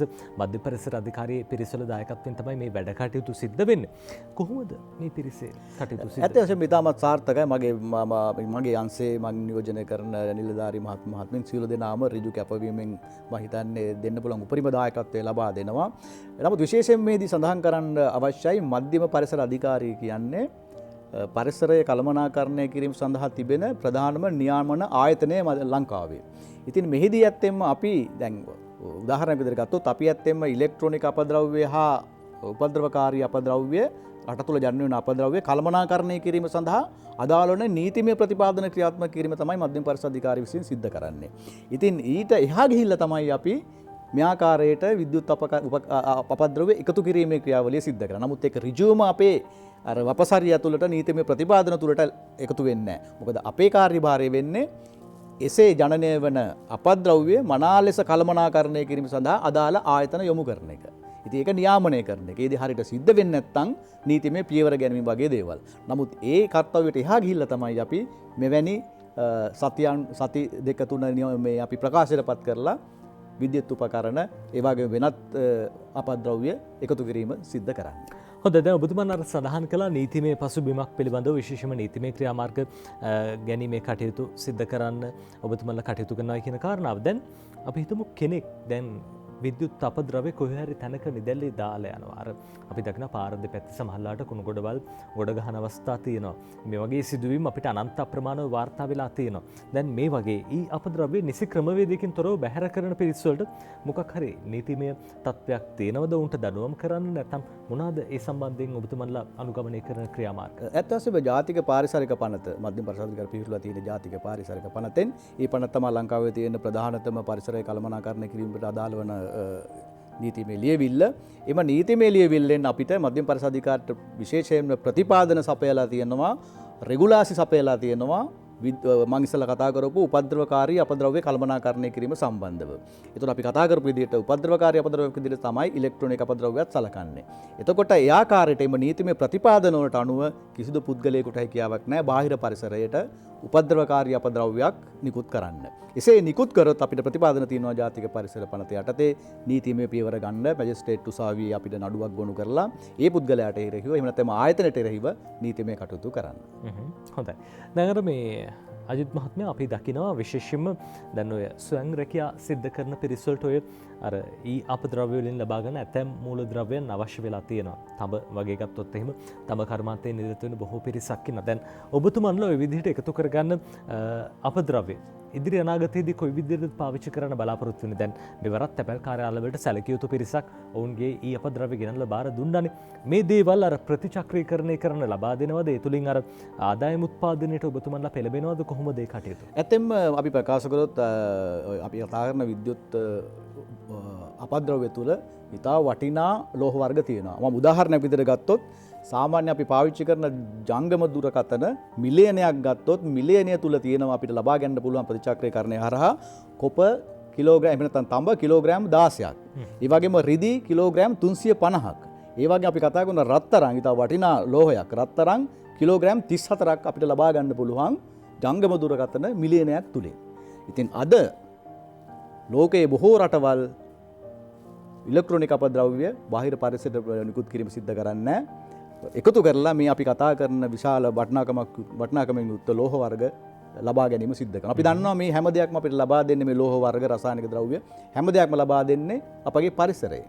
ඉතින් පරිසරයේ තියෙන මේ දේවල් සදාකාලයටම අපිට ලබා ගැනීම හැකියාවක් නැහැ. යම් කිසි දවසක මේ දේවල් පරිසරයේ ඉවර වෙනවා. අපි ලබා ගන්න විදිහට පරිසරයේ අවසන් වෙනවා.